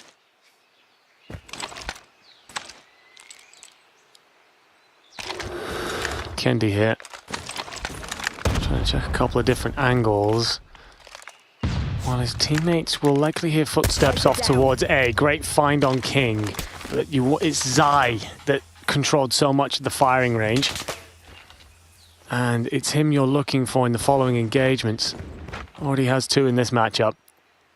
Sounds tucked into the cellars here. Potentially creeping his way around, but he does have the bomb. I think if you do want to make that kind of call, you don't want to be dropping the bomb in the process, so he's going to back off, rotate to his team. Smart, smart. Definitely you do not want to expose yourself. You're the one carrying the bomb, and ooh, such a shot there for Peg. Annihilating Candy, denying that rotation from the player coming from Elevate. They have gone all the way around onto V. The one at a distance with a sniper, of course, is going to be Susano, but not going to stop the bomb plant. 45 seconds on the clock, and this is still a 4v4. PJ arrives through the middle of the map. Can he spring a bit of a surprise? He needs his teammates to stay up to do that, and they're not. He is here, finds the first with the SMG, damage into the second, but traded instantly.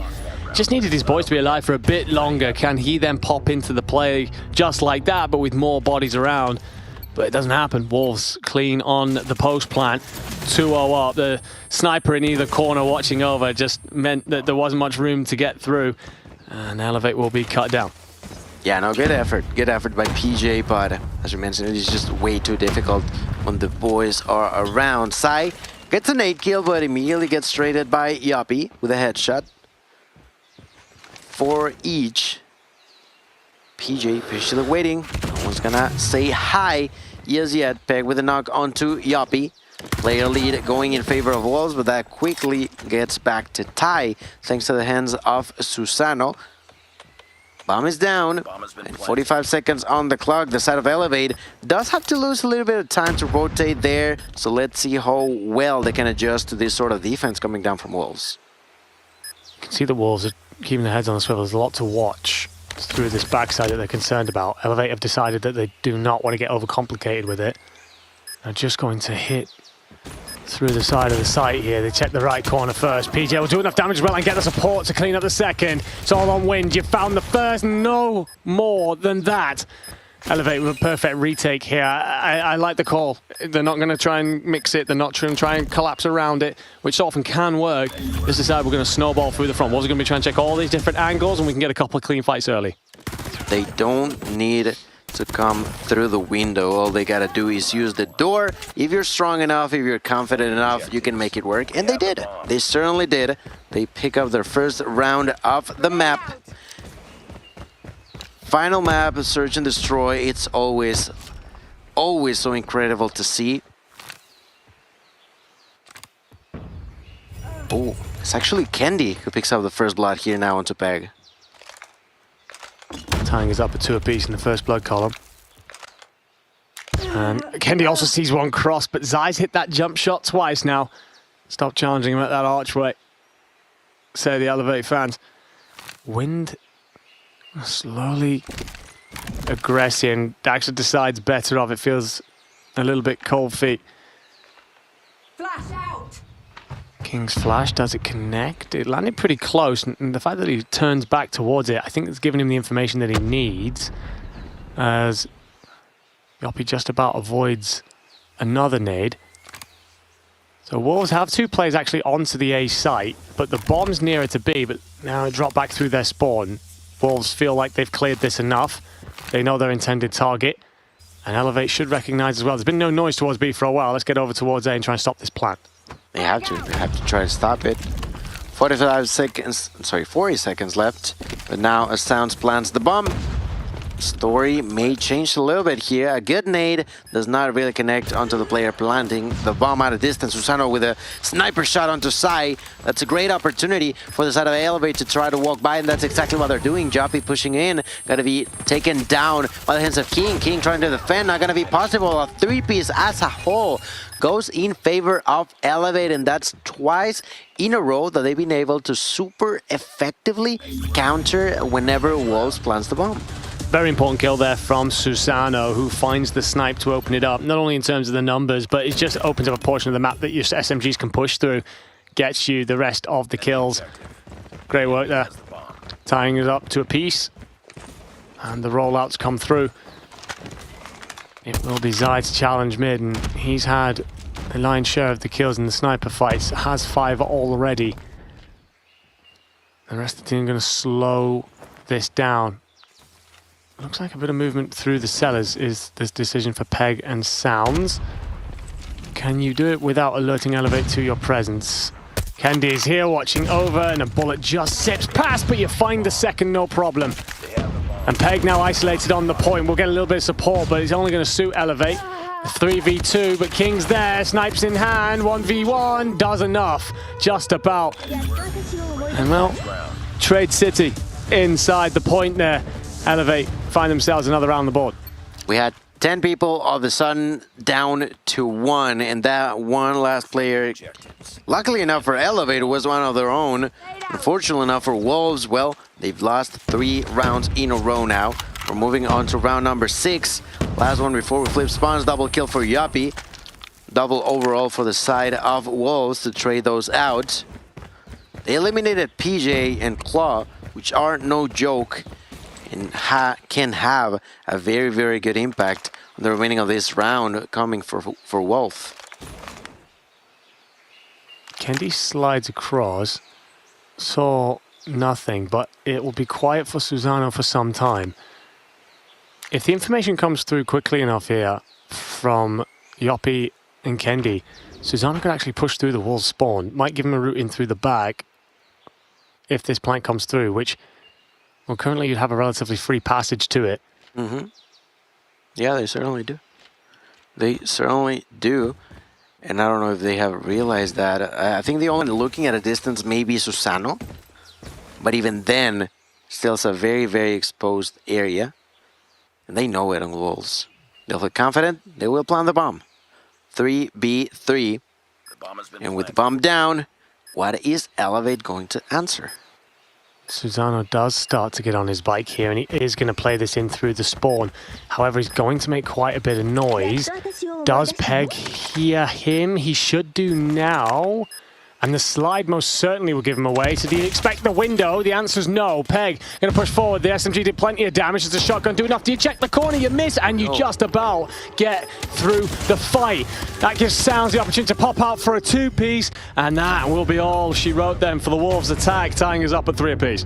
Yeah, I'm really enjoying this game, this back and forward, this strategy constantly changing, being aggressive, being defensive, just not allowing the opponent to have an easy time, and it has not been easy for either of these two teams at this point. They just know one another so well. They are now being aggressive once again. There's going to be a 2-for-1 trade going in favor of Wolves. At a distance, there's going to be a few shots, and it's Joppy who takes the knock onto Sai. It is Kendi who gets the kill onto Sounds, and all of a sudden, it's now a 3v2, but it's the other way around. It's actually an advantage in favor of Wolves, and barely Kendi missing that shot, but King is not gonna miss. Here's wind coming and shuts him down. And a very different attack strategy to anything we saw from the Wolves. Wolves are very patient, very slow about things, recognize how Elevate play. Elevate say, to hell with this, we're throwing everything at the bomb site and find the kills quickly. However, we've seen this from them before. It's a very all or nothing play, can be shut down, and Wolves are great at making adaptations. That's what we've seen through this series. Kendi, he's got himself a little bit of a wallbang spot there. It's going to return nothing. And Peg's actually going to find PJ to kick us off. Yes, he does. That shotgun has been so deadly today. It's not near to being over, but unfortunately is for at least this round. For at least this round, he'll have to sit back and wait to see what his teammates can do for the remaining of it. That early pick can be crucial for Wolves, but at the same time, Elevate does not give up easy.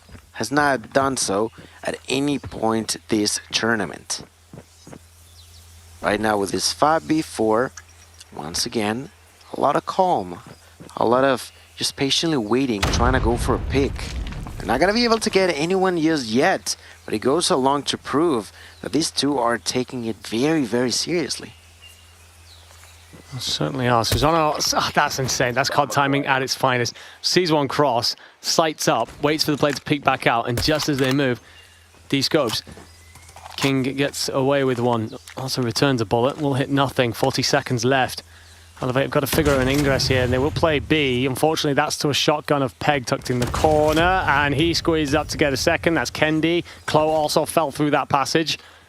And Peg slays Susano to make it 4 in the round. Either way, had himself an insane pop off there. It's just controlling that, because he's so good in those little tucked in corners, those little positions. The rest of the Wolves defense can prioritize the opposite side of the map. They know that man can handle his own. Should they need to get there, he's at least going to pick himself up a trade, and he does even better than that there.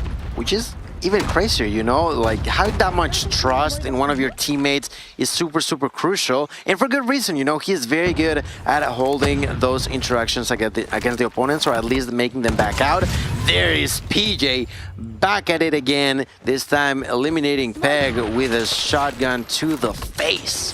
It's gonna be ugly in here as Kendi gets the knock on to win. They immediately take the opportunity, plant that bomb, and that's a 5v3.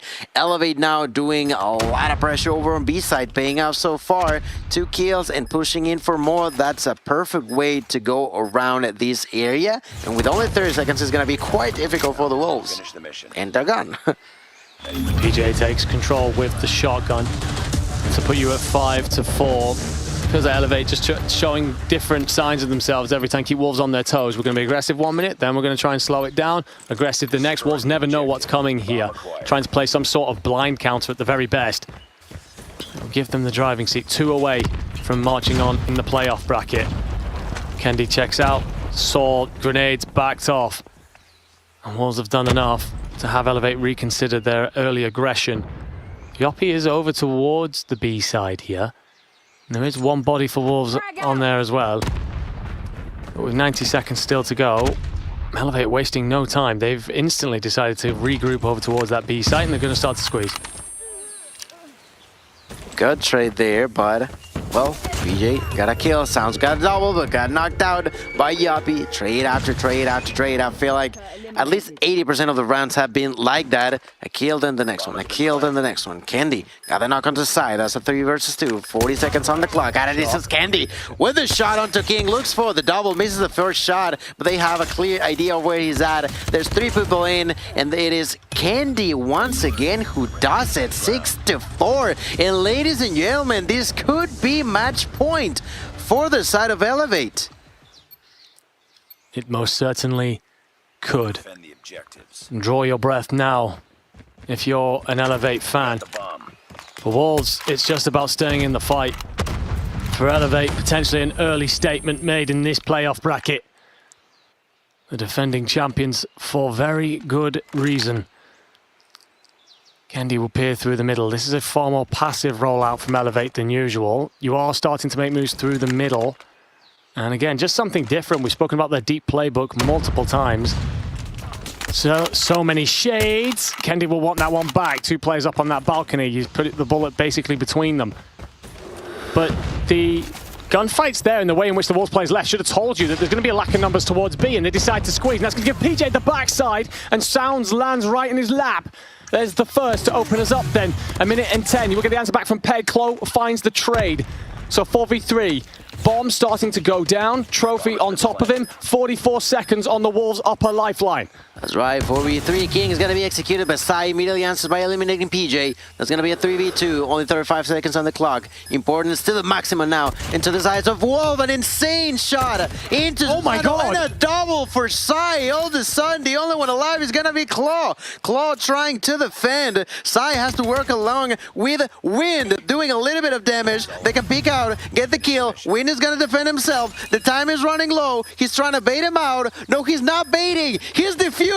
He's committing, but he's not gonna be able to do it. He's not gonna defuse. He's gonna get the kill. Elevate have done it again, ladies and gentlemen. Garena are here to stay, to prove a statement, to continue to go for that back-to-back championship, and you can see it on Wolves' faces that they feel crushed. So close, yet so far. Elevate are just so good at this. Could not be more conflicting emotions across that stage. The celebrations that ripple out there are loud and proud from the Garena team. You said it yourself, crushed is the correct term for Wolves. Heads in hands. Despite everything that they've done to close that gap over this last 12 months, despite the growth, the improvements, everything that they've done to counter the countless hours of off-screen battles, VOD reviews, doubts, everything they've pushed aside, come into this tournament as everybody's favourites, you still face the same fate, a 3-2 loss to Elevate, led by none other than PJ. Don't know how many times we have to say that man's name. The MVP of this series, and so far, from what we've seen, the evidence we've had, the tournament. We've been talking about him, like you mentioned, all weekend long, and this is just PJ to the maximum. This search and destroy was impressive for the entirety of Elevate. Wolves did such a good job, but they are not there yet, and that's gotta be feeling like the worst. Like you mentioned, you are trying, you're training, you're doing as best as you can, but not being able to capitalize at the very end is something that gotta hurt. It gotta hurt like crazy. And I'm genuinely intrigued as to what are we to expect for the remaining of the tournament for Wolves. But at the same time, who out there could be capable of defeating Elevate at this point? I don't know. It's a very good question. They walked through yesterday, proving that the crown is indeed not heavy. Today it's seeing off what was supposed to be their greatest adversaries. And you know what's an amazing thing to hear from? One of the players who's just beaten their greatest foes. Ladies and gentlemen, we have got ourselves an interview down on the main stage. I'm with PJ from Elevate Puck. My dude, you just sent your biggest competition to the lowest bracket. How did you guys do it? I honestly didn't know how we did it, but it was a very close fight, and I'm happy that we won, so I wish them good luck. What do you think right now? This is going to be a hard question. What is the game mode that you guys need to improve on the most? Because it looks like that control, you could have won it. You dropped the ball, man. Like, what happened over there? I honestly don't know what happened, but we'll review it later. So I think we'll work on how to close the game properly, and especially our hard points. We'll try to adapt more. Yeah, there's a lot of adapting that needs to happen, and now you're up in the brackets.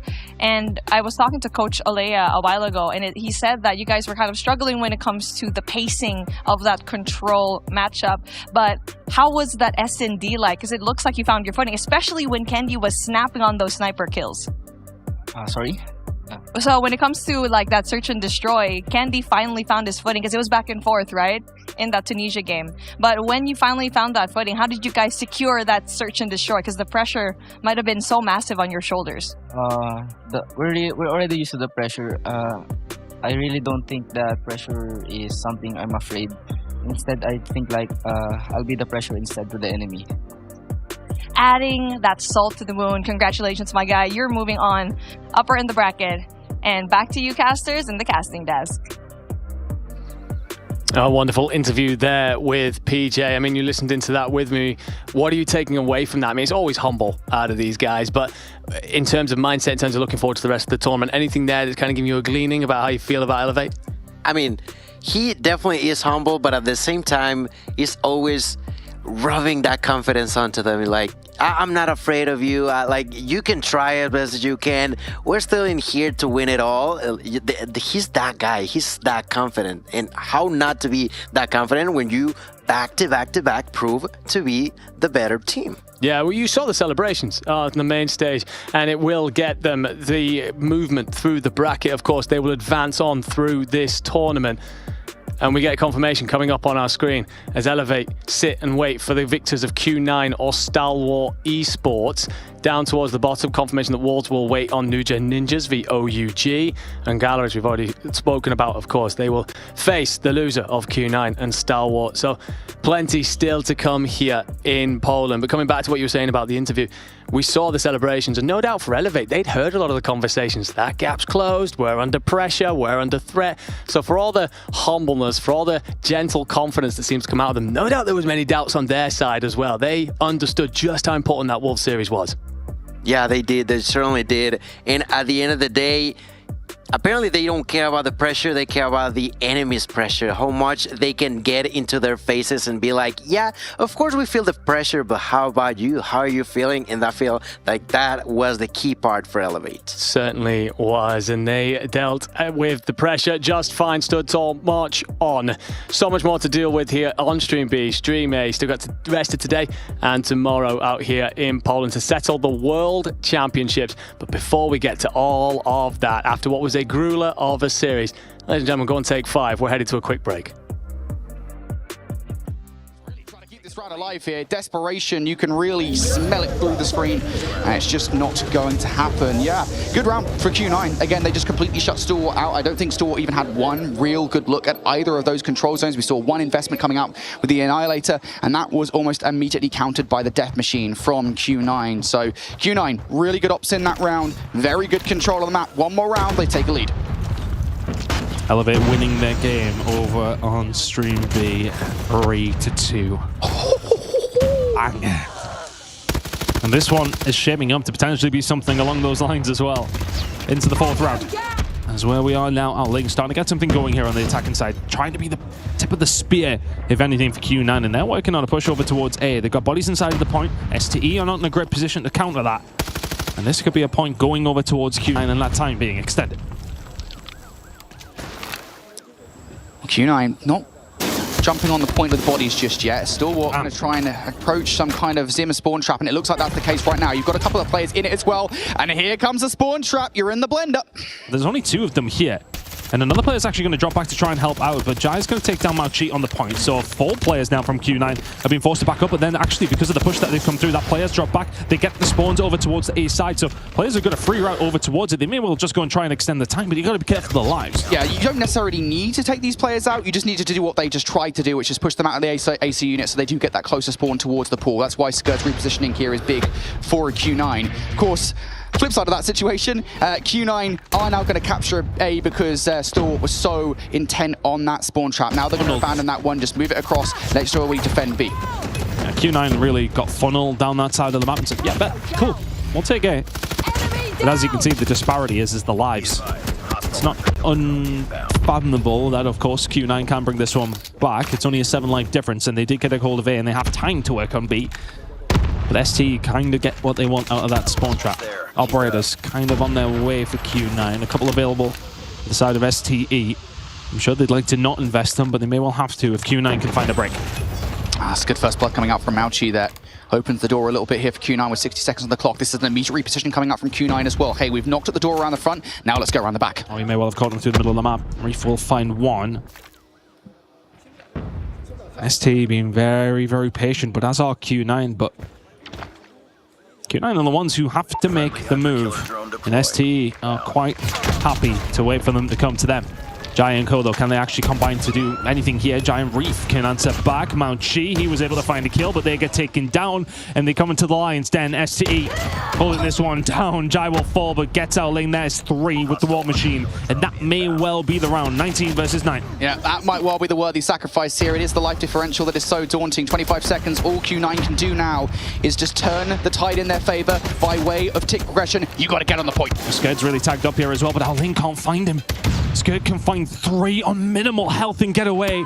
Cloud should be able to pick this one up, but Skird continues to survive. Eventually, he'll get rid, and now the battle lines are being drawn a little bit further up for Q9. 5 seconds, you've got to find the push. Mauchi can find 2. Onto the point they go. 5 versus 12, but this is doable. They need to find 1 wave of kills, and this point will go very, very quickly. 5 versus 11, investment coming in from Q9, but as is from STE, Q9 still a chance to do this. Yeah, the Death Machine is gone. Now the Annihilator out as well. You can still do this, but now players on the point. Stalwart, they're trying to defend it down to the last 3. 3 versus 7, 2 versus 7. It becomes a little bit more difficult, but Mauchi, the Annihilator is out. A player slides by, a player takes down his teammate. We're left now in a 1 versus 4. There's 3 from Mauchi. Does he find the 4th Mauchi? 1 versus 3, 1 second to go. Contestation comes through, and the Annihilator player may well have given him a chance, but it's a difficult one to pull off. He finds another, and Scared will be there. Oh my word, Mauchi. He had the Predator missile in his back pocket. I thought for a second he was going to get around the corner. The Predator missile was going to come down. The Hunter Killer drone was in the air ton. Oh, my giddy aunt. Mauchi was a moment away from pulling off one of the most insane plays ever. And oh, Q9 open up this round with an explosion. Stalwart, get out of your spawn, kids. Oh, they're really going to struggle to do that now. Owling, the defensive side goes over towards Q9. Defense has won every single round out of the 4 that we've seen. That extra tick, I believe it was over towards A that they got a hold of, and then the tick over towards B would have made the difference. Maybe even the tick that you managed to get towards the end of your round G might have helped as well. D-Chen now, War Machine out, STE gone. 26 versus 19. That life advantage for Q9 right out of the gate is a substantial one. It's the same situation as before, right? It just feels like Q9 are more assertive in their defense, that STE never really get much of a chance at either of the points, but now maybe they will. War Machine doesn't amount to that much, now they've got to go, but it's just towards the blender. It's hard to find a way through. It's a horrible little head glitch to try and get around. And Cloud's on his way through the middle of the back map as well. And the Odin out.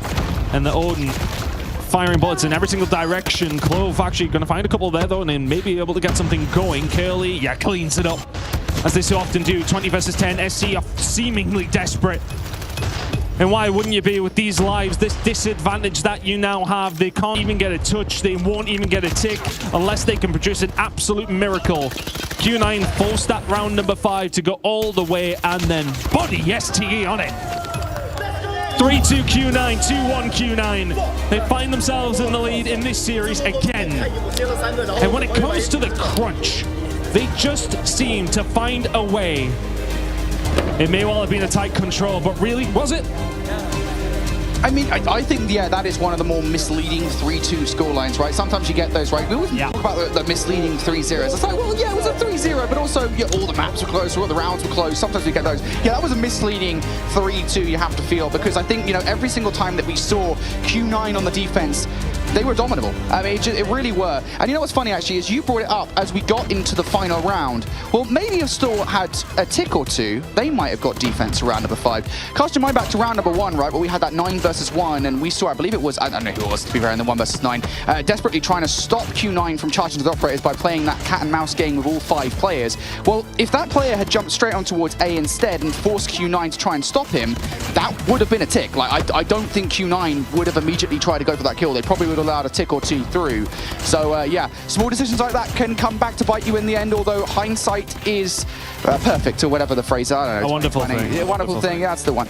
Regardless, STE, I think, you know, just again, not able to get out of their spawn when they're on their offenses. Q9 really know how to drill the screws in. I mean, this was nearly one of the best players of all time, dude, in Call of Duty Mobile. Just like every direction, bang, bang, bang, bang. 4 different kills with the Annihilator comes through in the blink of an eye. Mao Chi nearly pulled off one of the Call of Duty Mobile moments, and it would have been a place to do it. But a 2-1 lead now for Q9, and heading into a hard point, they find themselves with the lead. This one really still could go either way, though, and like, I think the thing is here now for Q9, they know they've at least, at worst, got Tunisia to go to for a map number 5, but they've got a Combine to get through beforehand. Stalwart will feel confident on that Combine, but they need to make sure they got the job done, and then they need to try and bring their... I'm Viper from Team Godlike, and I'm playing for New Gen Ninjas in this World Cup. So there were some unfortunate situations, so our players couldn't manage to be here. So both the teams' players merged into one team to represent our country, India. It means a lot for me because I'm playing this game for quite a long time, and I really wanted to represent my country like once in international stage. It's my dream. The competition in the community is very nice. Our fans are very loving in India, and there is a huge audience for COD Mobile in India. We are like a whole new different team, and we have multiple ideas. So if we merge them and if it works, then it will be really great. If I'm in the finals, I'm not thinking of anything. I will just go all in. I don't care whoever is my opponent. I'm just gonna play my own game. Words there from Viper, of course, of the New Gen Ninjas. We've gotten to see plenty of him over this week. He's been superb, couple of clutches, many big plays, incredible stories and stat lines. The fact that his first World Championship is insane. Young man coming out and doing things like that on this stage bodes well for his future. For you to be the very first one, absolutely does. It means a lot to him, I'm sure. And he's not even done, you know. He has only begun to show us what he's made of and has been doing super, super good. We saw a lot of him yesterday. and we eventually will get to see more, and I'm thrilled, you know, I'm thrilled because this team, this last-minute team, has definitely done a really, really good job. Well, we're certainly going to get to see a lot more, and it's going to be real bloody soon because we've got the new gen ninjas to talk about in this one. It's going to be Warden and Viper coming in again with Marvel, Fran, and Jez. You called them team last minute there for very good reason.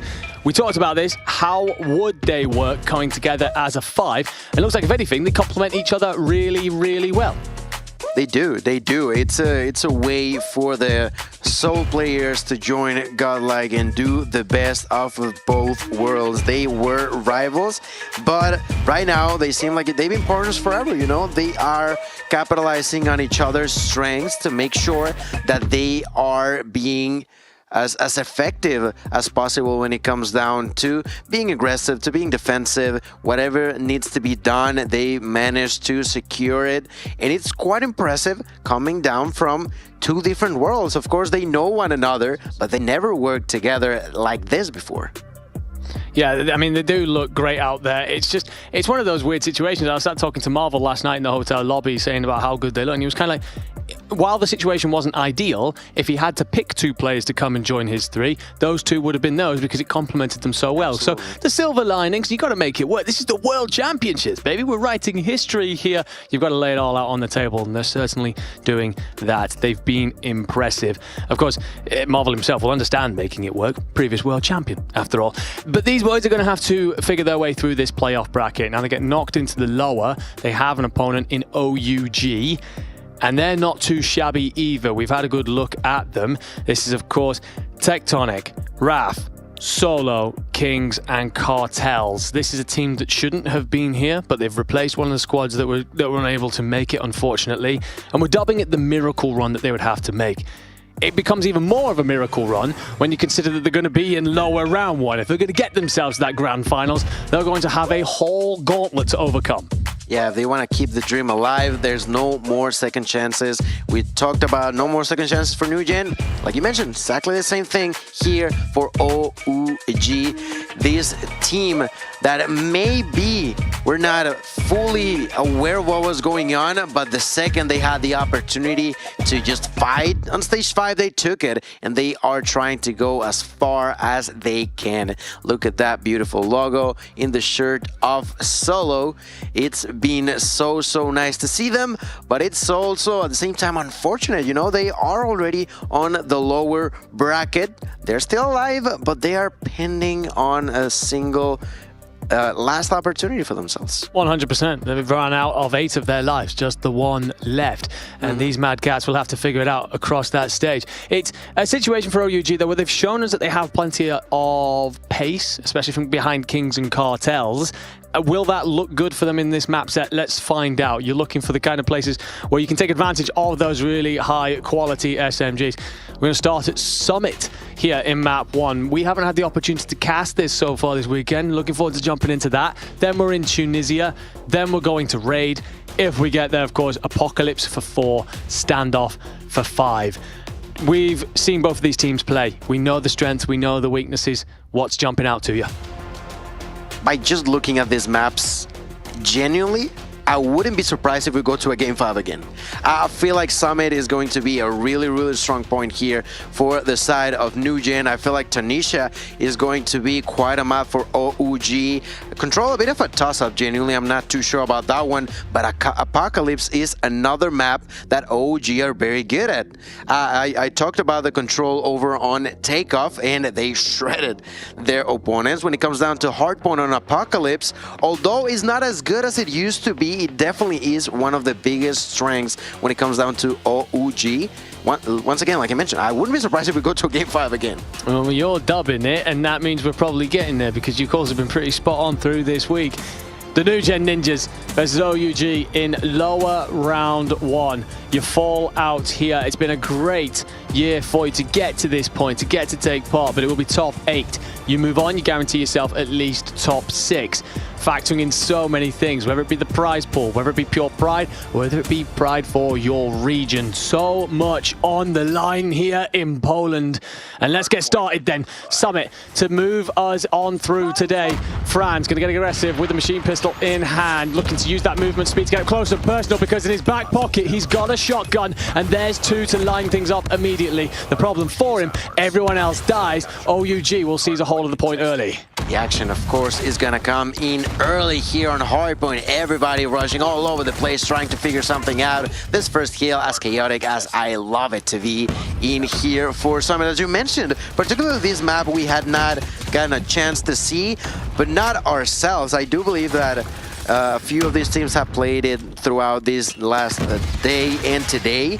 So I am happy to see an action for the shotguns. I genuinely love the shotguns. I know how incredible difficulty it can be to play against them, but at the same time, from an outside perspective, I love to see it. It's one of the beautiful things about COD Mobile. The sandbox is so open. Players can dictate what they like to their will, and it certainly factors into playstyles and tactics. You mentioned something there about the fact that we haven't seen much of it here on B Stream in terms of the map. I did get the opportunity to check out how New Gen Ninjas looked on it. It was pretty damn good. They were eventually beaten out, but they put up one hell of a fight. So this is a team that's going to feel relatively comfortable here. It's just about shutting out OUG, and early on that's not happening as Kings finds himself 11 to kick it off. An insane start, really, and also now has the Sparrow as he continues to rack up the kills. What is going on?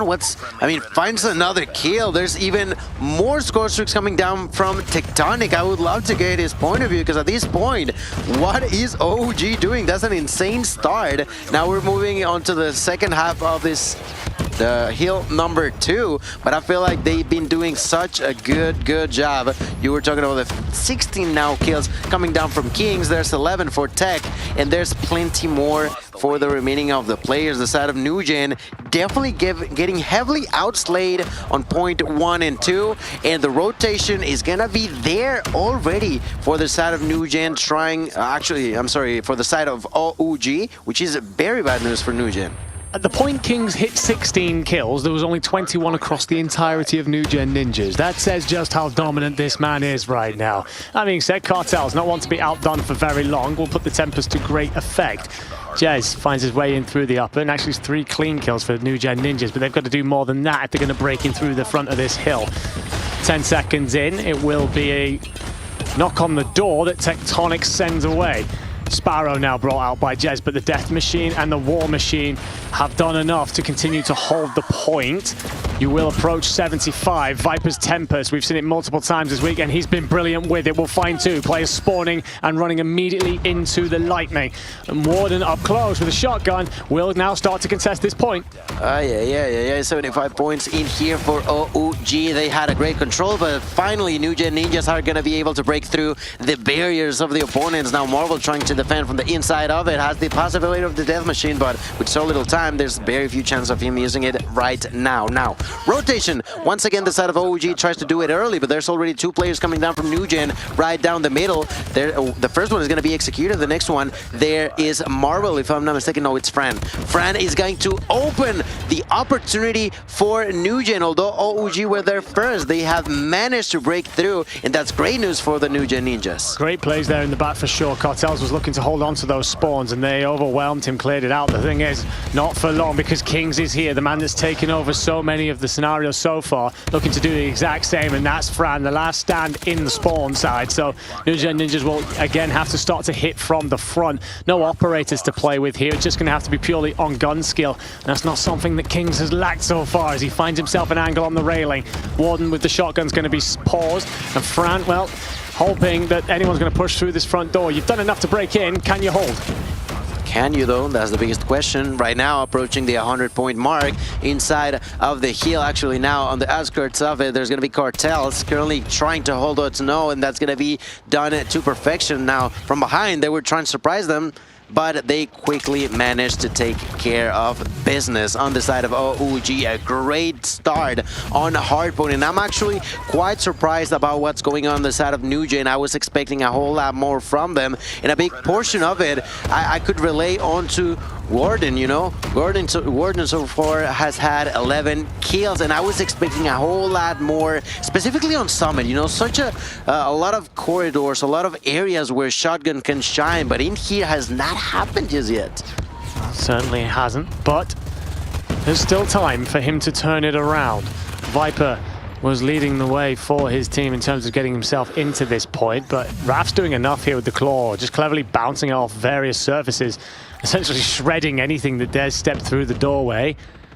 At Warden, you asked for more, he finds a kill to try and punch in. We'll be backed down though by Tectonic, Fran with 2 for himself. But OUG just continuing to eke this out, and the scary thing for New Gen Ninjas, this is a P1, this is in the middle of the map. This should be a back and forth regardless of who's on top really when it comes to kills, but such is OUG's dominance that they've walked themselves into a 90-point lead. I mean, it's becoming really problematic how much of a spree each player on the side of OUG is getting. The reason why I mentioned something being unfortunate is Raf was actually on an 8-kill spree. He was dominating with the shotgun inside of the hill. We've been recently seeing him with a KRM and has been doing a lot of damage right now. OG nearly tripling the amount of points their opponents have. That's a triple kill with a Sparrow, make it a quadra now, has the bread missile from up above, could be getting a kill or two. Let's see if he does. There's the trophy, so that's not gonna happen. He gets executed, but it does not matter. The damage is done. The control is there. Solo from up above will try to get in. Now there's a war machine from Tectonic, and it almost feels like OUG constantly has something to use and get themselves ahead of the opponents. I certainly do, and we see 4 kills come up in the feed. 2 of them are from Predator Missile, one's from the Hunter Killer. OUG with all the arsenal in the world to deal with this threat in front of them. And I say threat, considering how good the New Gen Ninjas have been through this tournament, this is a bit of a whimper from them. Gotta find some sort of spine in this, a foothold, and Cartel's at the front door with the Tempest, won't give them it. 2, you do get that return from Marvel at the very least. Great shots with the XM4 down the corridor. 3 in a row for him, and unfortunately Fran takes himself out with the war machine. So it's just trying to knock on the front door. You're going to bring out your death machine, but it just does nothing. Raf's so damn good there. Shots 3 out of the doorway, and New Gen Ninjas don't get what they wanted from that investment. Who is the star on OUG? The real answer is everybody. Everybody's doing a phenomenal job so far in here with the rotation, with the kills, with the gunfights, with the operators. Everything in between has been outstanding. Just completely out of this world. Already over 200 points and rooting for more. Double kill for Cartels. They're solo with a shotgun. Missed the first shot, takes out the secondary just like nothing. That's yet another kill to complete the destruction of the opponents. New Gen finally get inside, but surprise, surprise. There's only 10 seconds left and OG have already rotated onto the next hill. King's like a turret out there on the gondola. Every time a New Gen Ninja player straight forward, they found the end of his rifle. Solo's going to just tuck himself in close with the shotgun and go to work up high. One player slips past, but not for very long before he gets cut down. New Gen Ninjas are struggling. Marvel tries to do his best out on the cliffs, but it won't last for long. Solo now with his death machine finds 2 and pressures the 3rd in the back. Recognizes there's a reposition, will be done with. You only need 22 seconds if you're OUG, and if anything, it feels like they could have ended this a while ago. They're happy to get off this point and go and find more kills because this is so bloody comfortable. Viper finds one while on his belly, does very well to be quite honest with you, and will get you a couple more seconds of contest, but that is all you're going to really rip from this. OUG, they can't win it here on this hill, but they're not far. They are definitely not far in here. 15 seconds left. He goes outside for a second. He gets executed. Does not matter a whole lot. OUG are dominating. New Gen Ninjas have not even reached 100 points in this game. And they may not if they continue to struggle like they have. There's going to be the usage of Tempest by the hands of Cartels from the outskirts of that cage, just patiently waiting for anybody to dare go his way. And there's the knock onto Marvel. There's the control for AOG. 10 seconds away from the victory. They're trying to go through connector, but they're just not able to survive. That's another kill with the operator. Only a few seconds away, and inside of the hill they're stuck with a war machine that's not even needed because OOG are just like that going to be defeating New Gen Ninjas. OOG have made it so strong in this map of Summit that completely changes what I thought we could see from this accumulation of maps, because this looks now awful for the New Gen Ninjas. Well, as I said, I did get a look at New Gen on Summit previously, and they looked good there. Ran really close against one of the best teams of this tournament.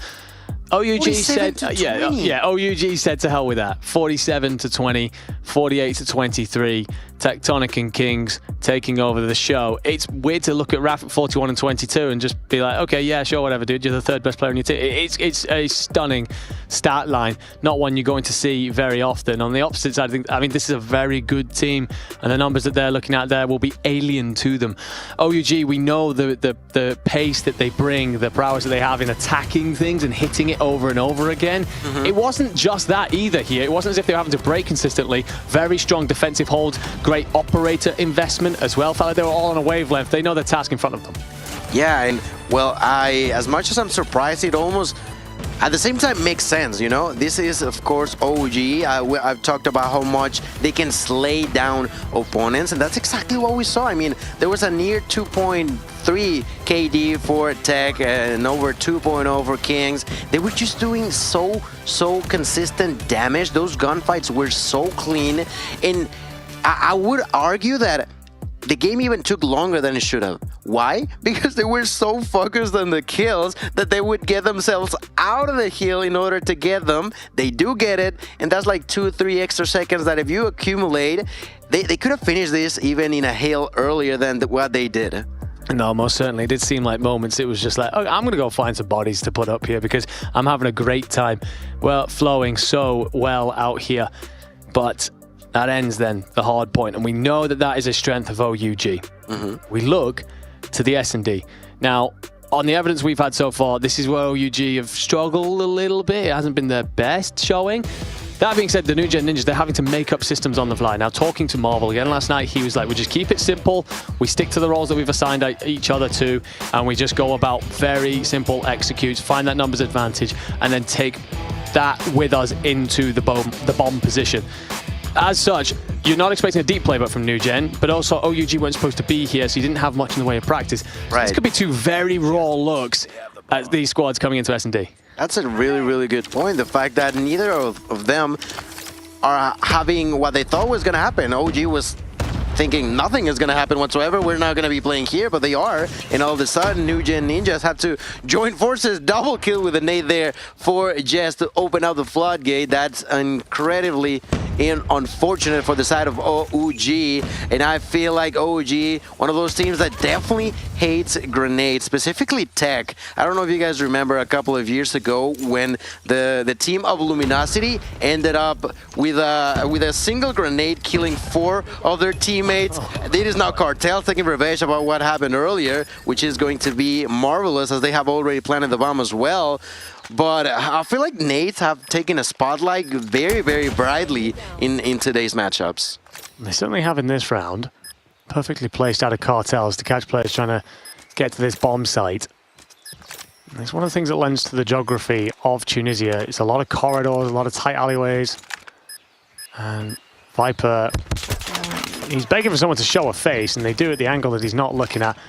He's going to back up, try and bait Kings in, and, well, probably wishes he'd stayed in his scope, and for all that, you get nothing.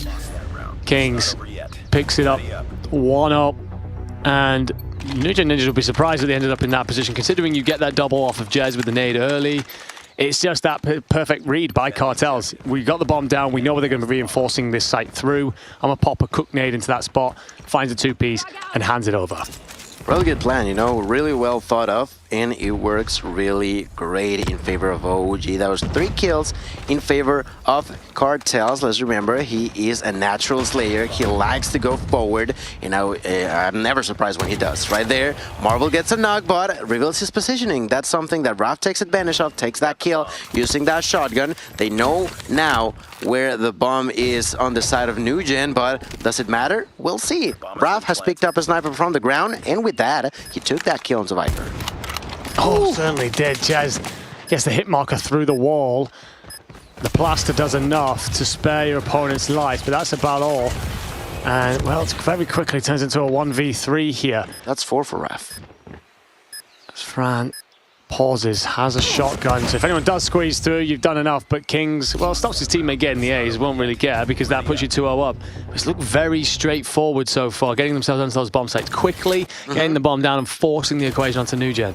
And just like you predicted it, you know, you talked to Marvel, they had to come up with simple strategies, and that's exactly what they're doing. You're choosing a place to go, and they do. OG, I can say the exact same thing, but the gun skill is definitely being way, way more favorable for the side of OG. As we now begin round number 3, what is there to change for the New Gen Ninjas? They do take a kill, but they immediately drop 2 players. They're trying to recollect themselves, but immediately they take the opportunity to plant the bomb, and all of a sudden, all the pressure on the shoulders of New Gen yet again.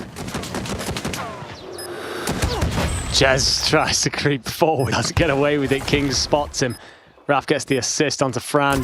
Solo was with the finish. Marvel with a sexy one to get a body back on the board, but a 1v3 trying to ingress to a planted bomb.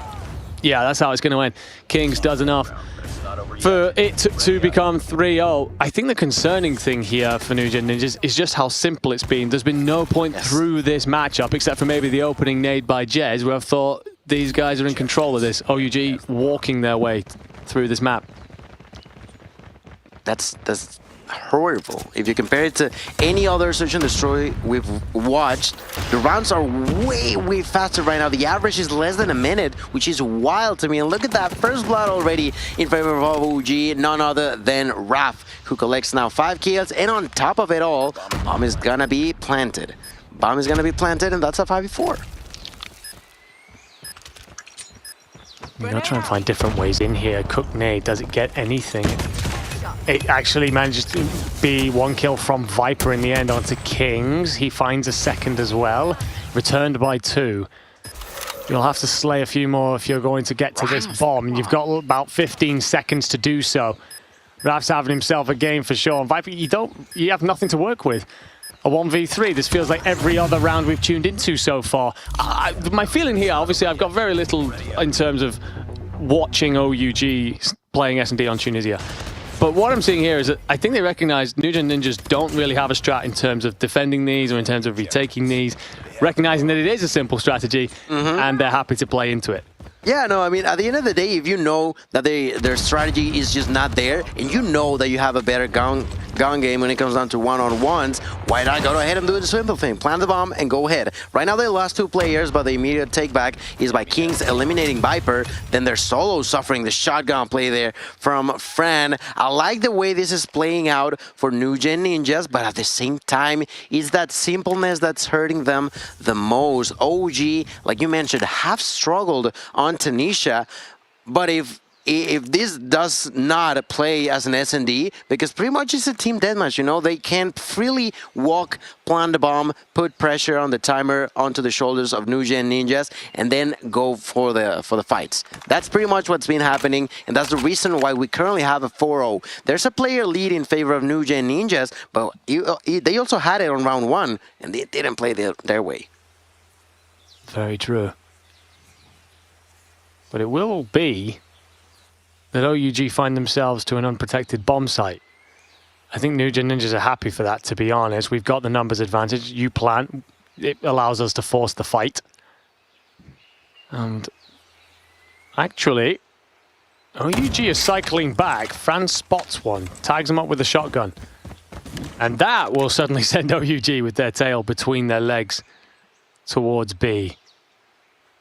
Marvel's watching this backside, and you should understand by now that plant is going to come through. So watch these 4 hours swarm now. The thing is, with such a heavy numbers advantage as well, you can hit this from different angles quite comfortably. I like OUG's approach, just both sit backside and hope you do enough to pick up whoever this is going to be here in terms of Jez and Co. But actually 3 of them have just decided to run through this backside. And what can you do to stand against them? Kings with 1, Cartels with the other. Cartels taps away with the Odin, does enough. Can you find the third? No, Jez gets 2. Great work up close with the VMP. And we'll get there in time to defuse. Thought for a second they'd pulled it off, a 2v4. Great work from OUG, but New Gen Ninjas stacking those 3 bodies through the back enough in the end. And it's a good thing they did. I thought they were going to go for the big wide wrap from all the angles. Thank God they didn't. They nearly lost that. They nearly lost that. That's the biggest issue. That's the biggest thing. The fact that New Gen with a 4v2, they're still not comfortable. They're still not used to these sort of scenarios. And is It's tough. It is definitely tough for the side of New Gen Ninjas. One final round before we flip sides. This has been OG on the offense. So once they change onto defense, I feel like it's going to be even more aggression coming down from OG, who already have first blood, already get second, and now that's going to be the third one. All of a sudden, it's only Viper and Gordon. And with that in mind, ladies and gentlemen, this is looking fairly fancy for the side of OG. Warden catch Kings coming in, but Cartels instantly trades. Viper caught with the boxing gloves out. Done many amazing things. I don't think we expect him to clutch that though. 5-1 in favor of OUG. And it's hard at the minute to see how New Gen Ninjas build into this. It's been so simple for their opponents. And OUG will largely reinforce A off the rollout. You will get one body over towards B, but the nade should tell you there's actually nothing going to be there, and you get the hit marker, but Viper picks up a blood onto Cartels, something you feel is sorely needed to get things going if a comeback will mount. Let's see now. Marvel took a lot of damage, but still managed to survive, which is very, very important for the side of New Gen. There is the fact that Jess is holding the bomb right now, but they're taking their time. It only makes sense, right?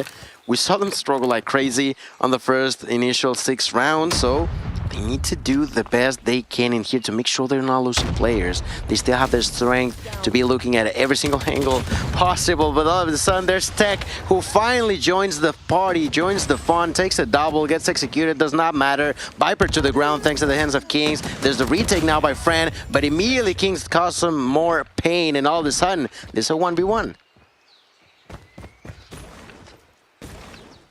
Raf actually sees Jez cross there, but does he recognize it's a reposition? I think so. Shotgun in hand. Is Jez expecting this? There's a sniper on the deck here. I think Raf's read this beautifully, but has Jez as well, and no! Does get a tap of bullet in, but not enough to find the final blow. The HS will be the preferred weapon of choice and the correct tool for the job. I mean, a great read by Jez, but you're just not winning up that close. Can't believe it. Honestly, can't believe it.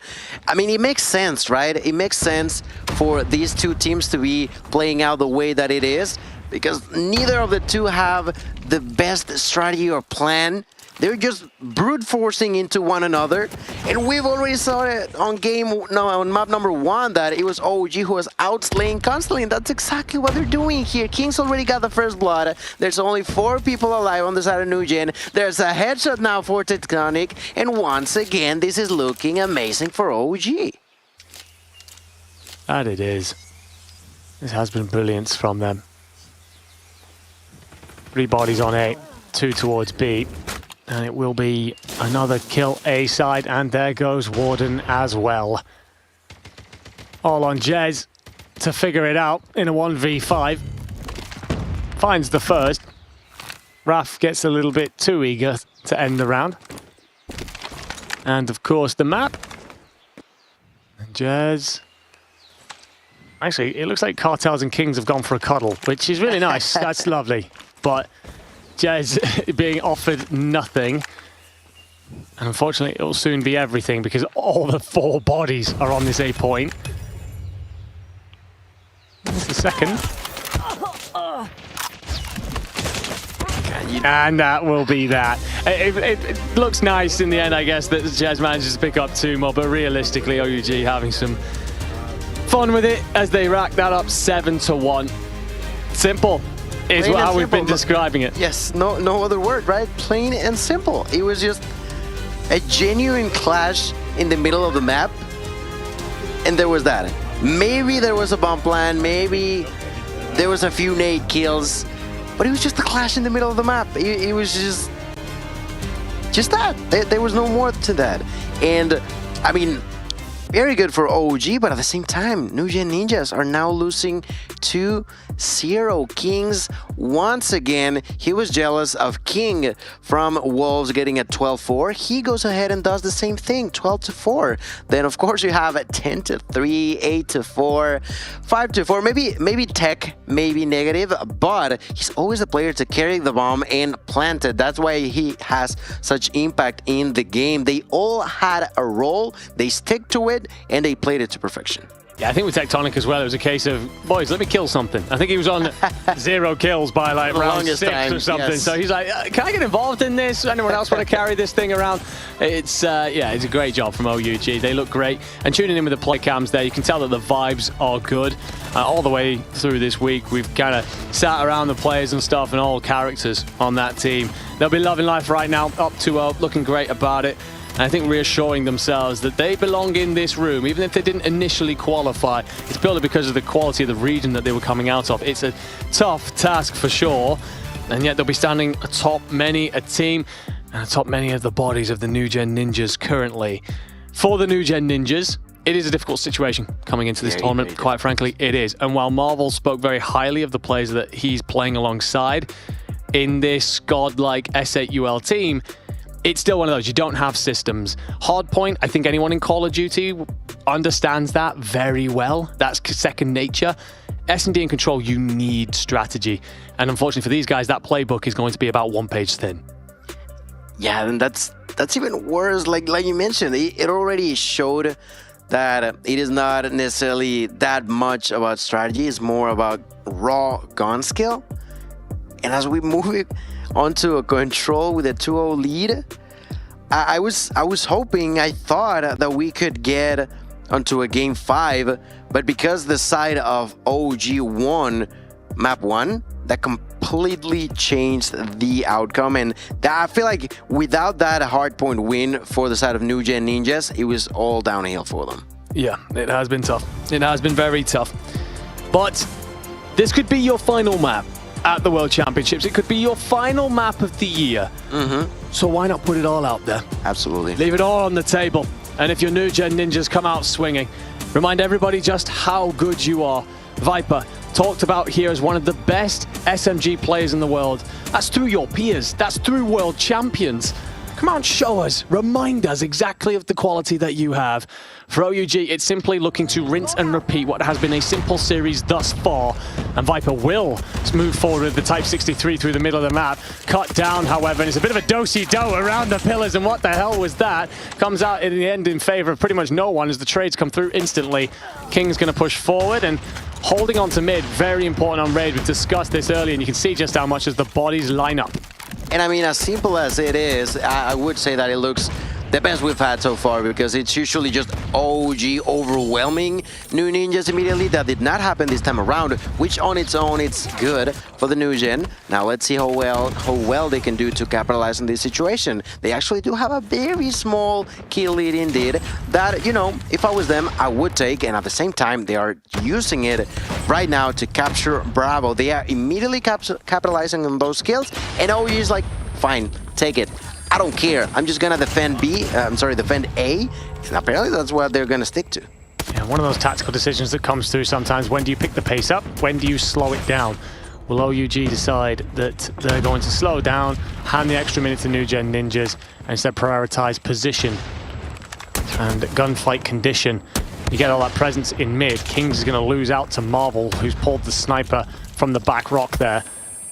But again, I think a lot of this control right now that New Gen Ninjas are getting, OUG should be concerned. They're making great ingress, and they're actually on the point. They are, and that could be an issue. There's a single player though, but let's see for how long he can maintain his health up. That's gonna be Jess. Jess trying to survive, 100 killer drone to the face by Tectonic, and that takes care of that problem. Now Fran is trying to redeem his ally, doing a lot of damage, but not quite finding a kill now. 10 for 10 on each side.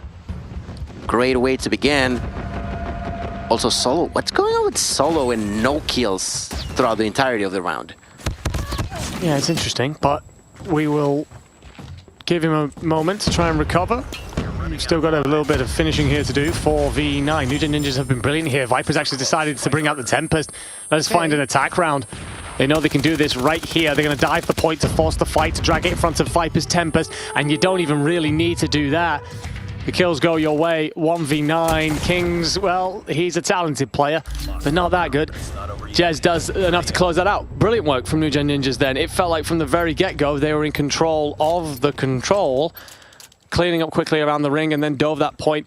I'll give a lot of props to Marvel. He did a great job from that backside of pool, just under bed, of covering over his boy's approach. Absolutely, absolutely. They were working together to make sure that those on the inside did not struggle like crazy. They were making sure that they either got the kill or got the information to his allies to make sure that they are capitalizing on the situation. They immediately captured, they immediately converted those kills, and they are immediately rooting for the kills now, yet again. Double kill now with the Pred missile from up above by Viper. Now, they're trying to capture over on B by the hands of OG. They have managed to go through the middle of the map, but let's see how good that works, because Fran is going all the way around through the pool and into enemy spawn right now. We did ask for a hell of a lot from Viper, by the way, and he has 16 kills this early. No one else in the lobby is remotely close. Solo has one, he's close. Viper's decided that this is not the end of his tournament for sure. Annihilator brought out, Predator also, Equalizer as well for Warden. New Gen Ninjas recognizing that with these early operators, what they can do is very quickly turn this into a 2-0. More of that situation of just compounding the effects of leading early in control. It is wild to me that it is actually control, the one that New Gen is dominating, doubling the amount of health on the opposite end. 30 seconds left, they're trying to go towards Alpha, and well, they're gonna be able to do so, seems like, but for how long? That's the biggest question. They have a few utilities that they could use, but they're on offense. Is that gonna be worth it? That's a great question. Only OUG can answer for you. And they usually find the kill on towards the stairwell, so 2 ticks will line up. And for New Gen Ninjas, do you just give this up? It certainly seems that they're prioritizing ringside. I think Fran's still itching a little bit for the fight, and there is pressure slowly starting to come across the map. But it feels more like a defensive cordon than anything else. New Gen Ninjas, they'll give it, and they'll tell OUG to run at them with what they've got left of their lives. Right now, 16-8. Kings with a knock, trying to push forward for more. There's Raf, trying to make it happen with a VMP. Shot landed by Tech. They continue to push. Annihilator gonna be taken out for a ride. Misses the first shot, misses the second. His allies all drop to the ground, and so does Kings. All of a sudden, it's only Solo against the world, and he gets brutally murdered by none other than Warden. I'd like to point out, I feel like OG are getting stomped on in a sense. It's a weird series, right? We've just watched OUG run amok and have the time of their lives. Exactly. Enough time for a cuddle as well in the middle of the S&D. So the fact that you were 2-0 so comfortably, and then when New Gen Ninjas apparently just love Raid, doesn't matter the composition of their team. All 5 players love it here. Sparrow from Jez will find Kings. And he will make more progress. Viper's brought the Tempest to the kitchen as well. And the Predator missile finds Kings as well. God bless him. I think he's been on the end of like 4 streaks in his last 4 lives. But he's making good progress here. 1 tick on the board. And for OUG right now, I think he's trying to find position. Cartels has found his way into the kitchen. I think he's a little bit surprised by that. And honestly, the timing goes against him a little bit with Viper, who will try and hug the window. Got to keep an eye on the wheelbarrow as well. So on the spin, can you do enough? Well, the answer is no. Tectonic with 2 to break New Gen Ninjas' backs for a moment. But 2 ticks came in. You'll be happy with the early work. You should be, you should be. They've been doing a great job so far in here. Right now, the live's slightly closer, which is, in a sense, good for OG, but let's see for how long they can actually manage to keep it up to that same level at a distance. Well, the ARs, the marksmen are taking a lot of an important role in here. Look at the headshot by Viper. Someone said SMG, look at him rock that Type 6-3. Amazing job done there from his room. Now all of a sudden they're gonna capture Alpha. Last time around it was B, this time is A, and with that in consideration, what is OG going to do about that? They are tied to the neck. What is next? Well, for New Gen Ninjas right now, it's just about getting out spawn and breaking through a couple of waves. You do have one player who's advanced all the way up towards Pool in Jez, but he's hoping for the rest of his boys to get there. The problem for Jez, I think he's looking to fight for mid-map control to relieve that pressure. He may well walk between two different players, not helped by the fact that Raf finds Warden. So OUG with a certain amount of resistance here, and as they continue to hold, they continue to delay, this just burns through the new gen time. Minute 5 left. Minute and 5 left in here. Ooh, Tech exploding to the ground. Fran suffering the pain from Kings. A lot of back and forth kills, and all of a sudden, there's 12-9, slight lead in favor of OG. That's exactly what they were looking for, but it took them a very, very long while to actually be there. But it's still not a comfortable spot to be at. There's Kings finding his kill number 16 of this game. Inside of the hill, there's going to be Viper once again at a distance. Marvel and Jez are both going to be using an operator, which is wild to me, but at the same time, it seems like they want to close this one up. Can they do it, though? 5v5, double for Marvel. There's Garden helping out with the equalizer. They want to finish it off, but the side of OG are trying to remain alive. 3 versus 2 at a distance. There's Jez just spraying with a Sparrow. There's a nade kill for Fran. There's a weapon kill for Fran again, but this is still a 2 versus 2. Is not quite over yet. Tech has an operator, but he refuses to use it, and I certainly understand why. I think you gotta try and hold on to it, I guess, for later, but you gotta get there first. 2v2, Fran's gonna take the top of the ring. You move forward, that first ticks in. A little bit of damage actually for Fran. I think that the War Machine did hurt. And Jez finds King, so it's all on Tectonic then. 1v2, and he wasn't the player with the operator. He's going to invest what's left of his, and that will be that. New Gen Ninjas walked their way to a victory here in the control. Certainly wasn't on my bingo card, considering we walked in and it was flat out there. You could feel that they'd been walked through very easily in those first 2 maps. Barely a word between them. Apparently they don't need to discuss strategy. They're just going to go out there and slaughter everything in front of them. Yeah, no, absolutely. It was incredible to see. You were commenting on it, the fact that they just came from an atrocious, and I mean very, very bad, let's be honest, with all due respect, New Gen. They lost control completely on Search and Destroy, but they regained it back on Control, funny enough, which is wild to me. Very well-deserved victory, and it is now them with the crazy numbers. Look at Jez, look at Viper, the 2 definite roles for the MVP slot are those 2. It was insane to see them just pop every head that they had in their way. It certainly is. Viper started so strong as well. Big part of why the team were rolling through the early stages with such comfort. Jez, he was consistently solid all the way throughout. The other 3, well, the kills aren't going to be that high because they just weren't needed to be. I mean, yeah, 25 kills. Between the 2 of them was like nearly, what, 40, 45? Between the 2 of them on 3 rounds. Incredible performance from the pair of them, and it will push this series ever further. We will have more showings from the 10th place on our board, and honestly, it's nice to see Viper have that moment as well. I think he's had such a good tournament. It would have been a shame to see him be eliminated in a quiet 3-0 fashion. So the fact that he gets to take over in a map that's crucial to his squad is exactly what we want to see, and I know it's exactly what the fans from the Indian region want to see as well. And if you're a fan of Call of Duty Mobile, you just want more opportunities to tune in with it, and you're going to get that because we've got a map 4, an Apocalypse.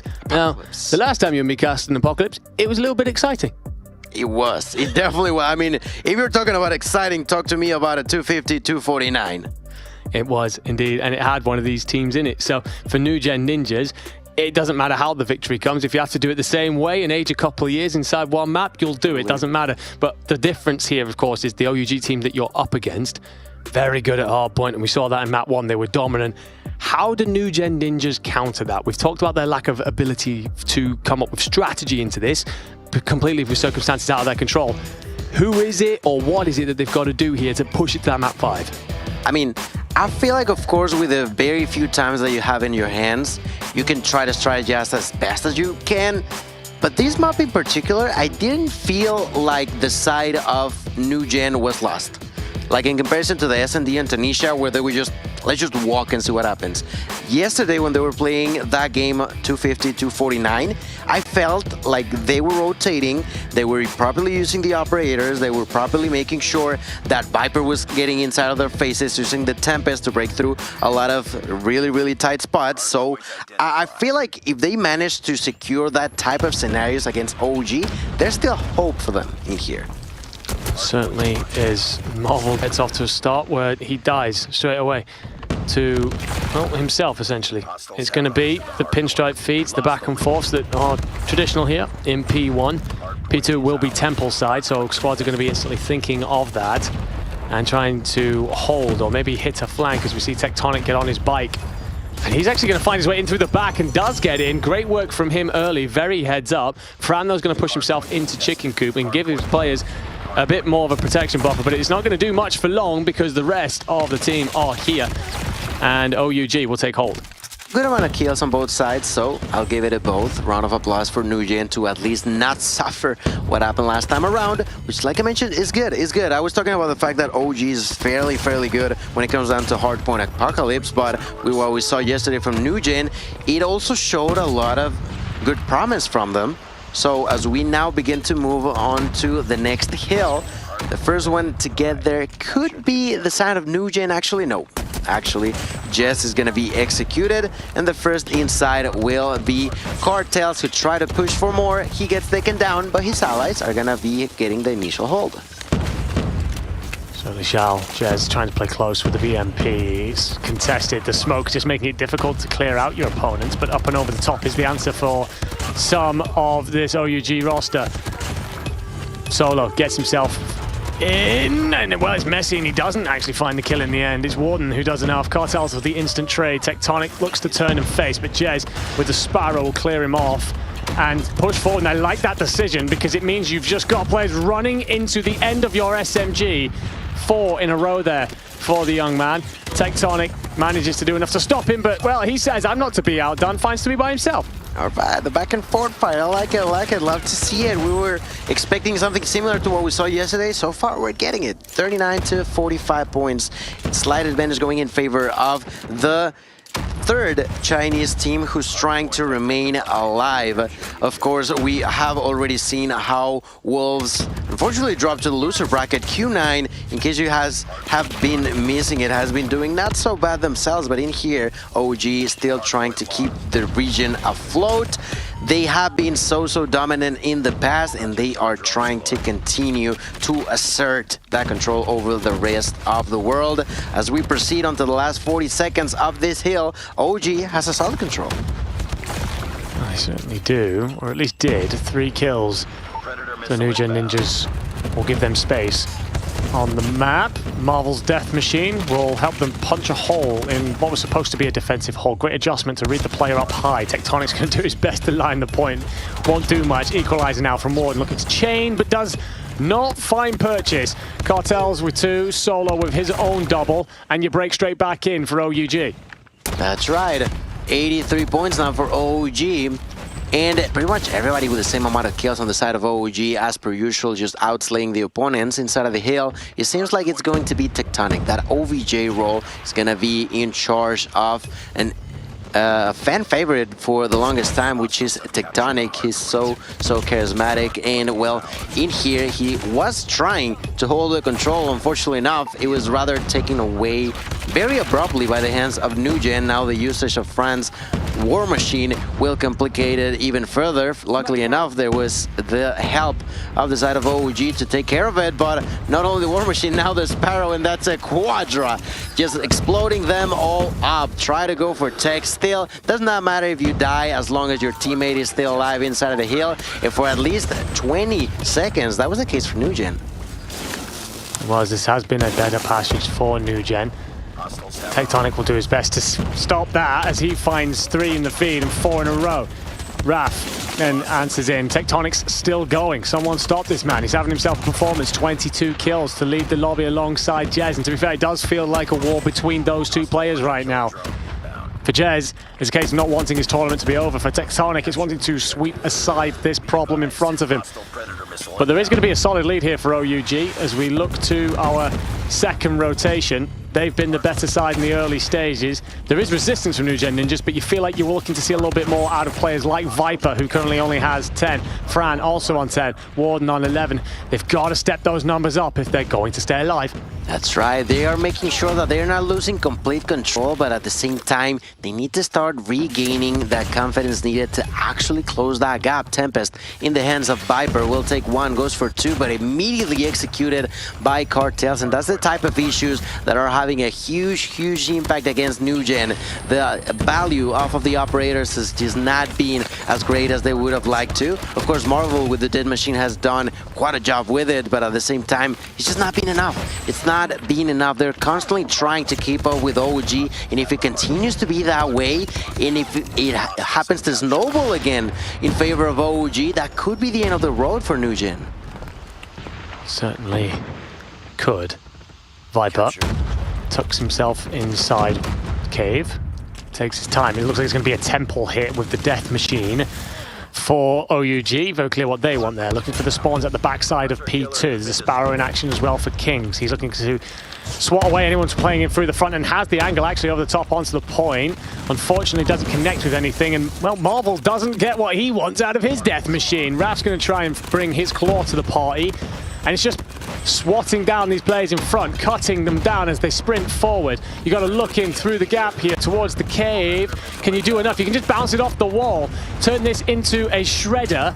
And for OUG, you continue to hold over a 50-point lead incoming, and we're marching ever closer to that 200-point marker, and OUG do not seem to be threatened by this New Gen Ninjas roster at all. That's right, the closest that New Gen Ninjas try to get, the further away OG seems to be getting, and in here is starting to sting as if they were just bitten by something that cannot just let go. They are constantly ostigating the opponents, making sure that they don't feel comfortable, that they don't know what to do to a certain extent. It's been really well executed so far for the side of OG, and this advantage could go even deeper if they continue to play this way. You can see Kings in here barely getting inside, so goes back in, turns around. There's a double for Warden. Warden trying to get through. There's gonna be tech. No, a triple, a quadra now using that equalizer, immediately pushing for more, make it a fifth, going for more. Pain allows the team to actually move forward, and with the help of the War Machine, that certainly can bring in a few super good seconds that New Gen need, but it only lasts for a few seconds. Yeah, that's the thing, right? It's tough to watch because the equalizer drove your line forward so much, pushed OUG back so far. You're thinking, okay, well, my boys can at least get 10-15 seconds out of this, and once I spawn back in, I should be able to join the party. You spawn in, you see that you've lost it instantly. Cartels will find the kill with the Tempest. Hunter Killer as well going to be sent in the direction of Warden. He doesn't have to deal with it as it hits the house that he's stood in, but you don't survive for very long either way. OUG stroll over that 200-point mark. The next hill's going to pop. There's actually a flip out on the spawns. So New Gen Ninjas have themselves a pinch set up. Can OUG read this? Well, the answer is no. Solo returns 2 kills by himself.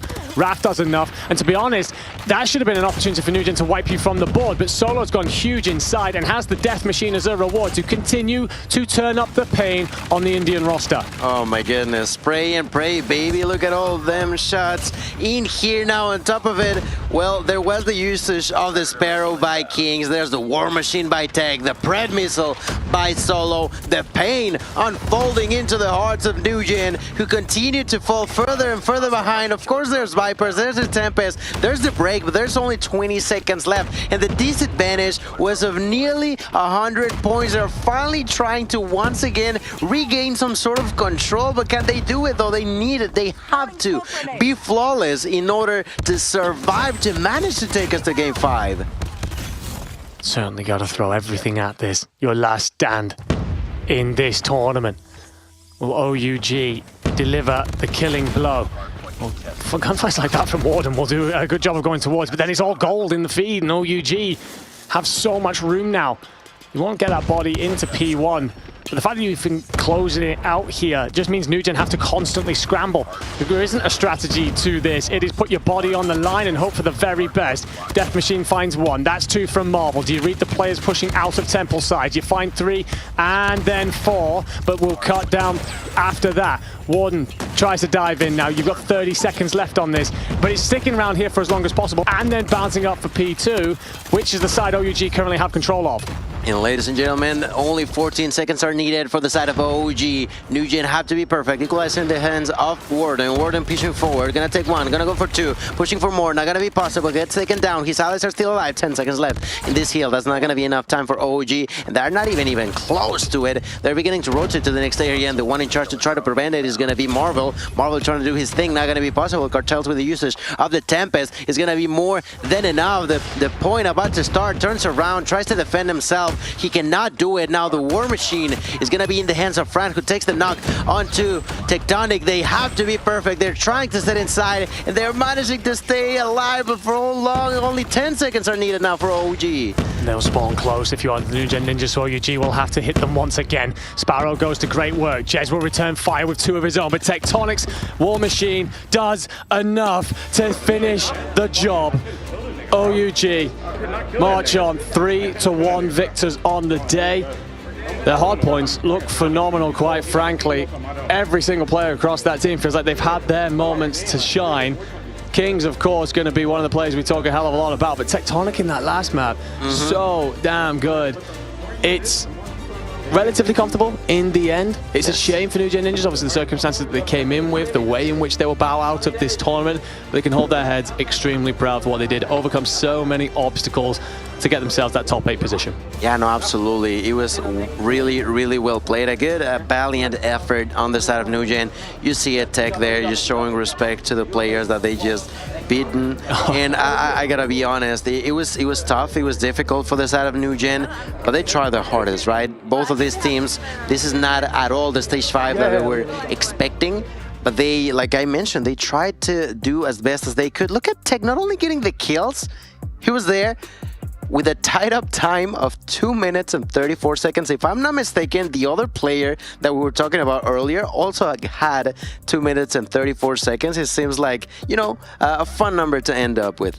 I mean, Tectonic, that is certainly MVP right there. That stat line is different. It's a great effort from Jez, 44 and 30. He clearly wanted to have more of a say in this Poland World Championships, but it's a case of it's a step too far sometimes. Again, there's no system there really. They're plugging square pegs in round holes. It's kind of trying to make do with what you're not natural on. And they've put up a good fight and been incredibly entertaining while out here. Yeah, that's for sure. OUG, yeah, they look great. S&D as well was solid, very comfortable there. It's just that control. You sit and you look at the control and you go, okay, how the hell did that happen? I think that's the one thing that they're going to have to figure out as they march on in this tournament. It doesn't get much easier from here. Every team that's eliminated, every step forward you take, it is a better roster standing in front of you who've earned their place, their right to not only be in these championships, but to look ahead towards Sunday. Absolutely, absolutely. What's ahead of them, it's what will be the most important part, and there you have it, winners, OUG. Such a great job, such a great job in here. It was, indeed. And these 5 gentlemen all performed incredibly well. We've mentioned many of the names on the roster, and one of them that had a great series was Raf. We've got an interview down the main stage alongside Mami. Back here in the pit, off a fresh win, Raf from OUG, my dudes. What a game. How did it feel like? Honestly, going off the loss against SC, we are in a do-or-die situation, so we took it really calm, started breathing in and out, calms were really, calmed and all that. So it feels good to win, honestly, one step at a time. You're no stranger to a lower bracket run, especially with Tribe last 2 years ago, 2-3 years ago. It was Tectonic there, and now you have Tectonic in your team, knowing very well that, hey, I've been here before. We won a championship because of his lower bracket run. Has he given any kind of advice to you guys in terms of this? Honestly, Tectonic has like the backbone of the team. He's the veteran. He's always told us to keep calm. Regardless of situations, we are all going through a little bit of issues here and there, but at the end of the day, he's always there for us, telling us to calm down, just keep forward, you're utilizing this life for OUG here. Like I told Tectonic a while ago, like you guys have nothing to lose, and it seems like you're really showing up and having a possibility to go up against another team that's going on right now. That's gonna be Stalwart and Galoris. I know. That's gonna be really tough. So you're gonna be going up against them. You haven't gone through Galoris yet. What are you expecting for your next matchup? Honestly, against either or, I think against Stalwart, we learned from our mistakes, we're coming stronger. But if it is against Glories, it is no new game. You know, unfortunately, with LG last year, we did lose in a very, very tight game. So we're going to make sure not to repeat that this time. But either way, we're excited. No mistakes, or else they will be punished. Thank you so much, Raf. Have a good game. Thank you so much. They're going to be waiting, and we're watching that current stream right now. But let's see what's going to happen. Off to you, casters. Oh, wonderful interview there with, of course, Raf and Mommy. And I got to say, it's refreshing to hear that kind of discussion go on where he's like, yes, we lost them last year, but we're looking to have grown into that this year if we play against Galoris. On the opposite side of things, he's kind of like, look, we're a team that just feels like we can face up against anybody and have a good run at things regardless of who it is in front of them. So if it is Stalwart, if that's who they end up playing, then they will certainly have that challenge lay out in front of them. The playoff bracket in front of us here. So confirmation that Q9 beat off Stalwart in the top there. And Elevate against Q9 will be up in your winners bracket, your winners finals. On the bottom side, it's Stalwart and Galoris. Wolves will be the team to play OUG.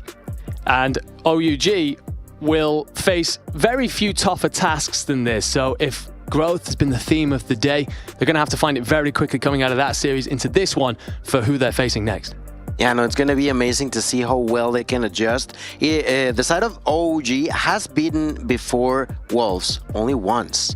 But outside of that, it's been very, very difficult for them. But it's possible, it's doable. That's the thing that we've been talking about a lot. The fact that, well, anything can happen as long as you're well prepared and you can manage yourself to give the greatest performance. 100%. Again, it could be your last matchups here in the World Championships.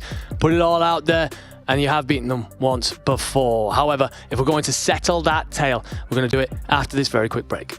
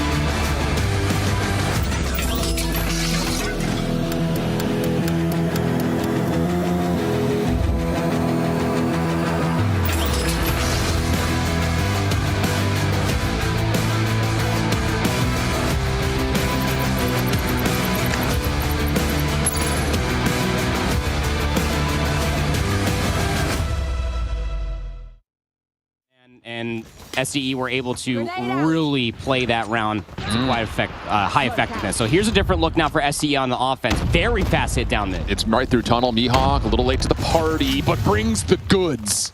Sometimes you don't have to show up right when the invitation says to be there, as long as you're bringing the chips and salsa. Is that real? Yes. All right. Jai, a little bit of trouble here up close on B. And look at the mini-map. Stare at it. Look at those blue dots making their way around the back. Hey, how are you? Good for one. Doesn't get a read on the second, but Foki is feeling it. Meanwhile, the snipers for Stalwart both connect, and all of a sudden, this play for Gallers is almost a bit isolated, and Foki comes through! 1, 2, 3! Light him up, knock him down! Woo! Ace from Lucasen. Pop-off moment now for Foki. The player that we really wanted to see step into his own, struggled in search versus Wolves. And man, did he have a good map number one, and even better, he's just trying to catch Lucasen right now. He's just too behind. So now, what do you do with your STE? Last round of offense. Seems to go back to the old standard. Get some wine presents, maybe get some nades, push over towards Arch perhaps? Mihawk drops though. That will limit how the defense can set themselves up, and Foki also taken down quickly. So it should be a pretty fast plant here for Stalwart in the 5v3. And honestly, if I were looking at one guy, I'm looking at Lucasen. Yep, that's right, Obs team. You know what I'm looking at. He's going to have to be El Diablo right now. No late utility coming through from Gallers, at least it looks like. The longer they wait, the more question marks that they're going to end up having. SCE still in a really good position to at least cover the flank. The only player that would be able would be Hen. Zeus does find the first blood for the retake. Just spamming through the windows. That takes down one. Here's the slide across. Lucasen, what do you got, brother? Mi hermano, not much. Stalwart's post plant too strong. Zeus able to connect once to try to get the hands hot, but it's a 3-3-half as we swap at the sides. Go figure. Post plant retakes here on Tunisia. Still very difficult to do, even if you are Lucasen. So you go from here at a 3-3 dead even half going into Tunisia. I'm looking at Clove to constantly be that real thorn in the side with his HSO shotgun, just always lurking in a lot of different locations, keeping Gallus honest. But we've seen this from Gallus. They're very okay to leave the bomb and spawn, just to play for a good timing, and it garners the first blood. Yeah, that's just not showing a lot of nade presence early towards A, and so Stalwart are like, let me take a look. Well, that's going to cost you. It sure does. Early 5v4. Focus up towards mid, and ooh, Foki gets a little bit baited right there as Jai is there to cover his other defender. That's good for a couple, but Mihawk says bet. Or whatever the Portuguese equivalent it would be. I say bet. They have the bomb. Bomb now recovered. But look, FTX. Yeah, he's going to end up getting the isolated 1v1. If he's going to be able to get the kill, would have been something, but Lucasen will take him down in return. But now the bomb's pancake over towards your spawn. Skurd just going to completely give it up, just to try to play for the rewrap over towards B, while Mihawk and Hen go for the chase. Tons of time on the clock, so there's a lot of opportunity and option for how Gallus decide to play this 2v1. Rather for Skurd, he's just trying to beat some timing, and I don't believe he sees that. Still behind the play, but I don't think he knows that he is chasing footsteps right now. Oh, he is chasing Ghost hard right now. But there is no way that he would know. I mean, he did clear all of B. It would be astonishing if it was down that site. There's the information. Oh, and Hen, good timing right there, has the gun up, playing the corner on the entryway. Take the first opening offense. But it's one of those gambles that when you leave the bomb and spawn like that and you got to go back for it because you don't have any arch presence and it's just an isolated player trying to make that play of Lucasen, as good as he is, he will get isolated and traded out. So almost a real scary thing, but Gallus are right back into the lead. Okay. Maybe he's born with it, maybe it's Maybelline. Definitely born with it. Definitely born with it. Dude, Gallus are swarming, my guy. I'm liking this tempered aggression that we're starting to see. And yeah, Chai's like, there's more than one there. I'm not interested. Yep. So we'll rotate the bomb to B. Possibility to trap the offense here with that long route coming from FDX. Full coverage around the bomb site. Nade is going to land inside a tunnel ever so slightly, but it's not going to connect with anything. This nade will definitely. That will. Doesn't stop the plant, though. Reset now coming through. 2v2 on the bottom side at B. 1v2 the other directions. Lucasen has been aware of the threat, but Jai connects through tents. Foki just going to play a corner, and the defense is going to try to take the 3v2. At least that's the idea. Stalwart taking their time, seeing if they can find something from FDX, but he gets tagged through the wall. Now the hit from the front needs to start to produce. Reach for the opener. Shot over the top for Jai, doesn't land. And that's the end of that opportunity for the retake. Gallerist get to 5. Getting loud, get their 5th round, and marching their way closer towards a tied-up series. It's exactly what you want to see from Gallerist, but SCE are starting to get a little creative as far as their opening roles are concerned. We'll have to see if they can catch any good timing up through mid to stop this very aggressive Gallerist team from running them over. The bomb gets picked up initially, you know what that means from Gallerist. They're going to execute a site pretty quickly. Lucasen hoping for a challenge. Again, no nades, much like you were saying. Yep. Hoping for somebody to challenge, but it's not going to come through. Fool me once, shame on me. Fool me twice. Still shame on me. Still shame on me. Yeah, still shame on me.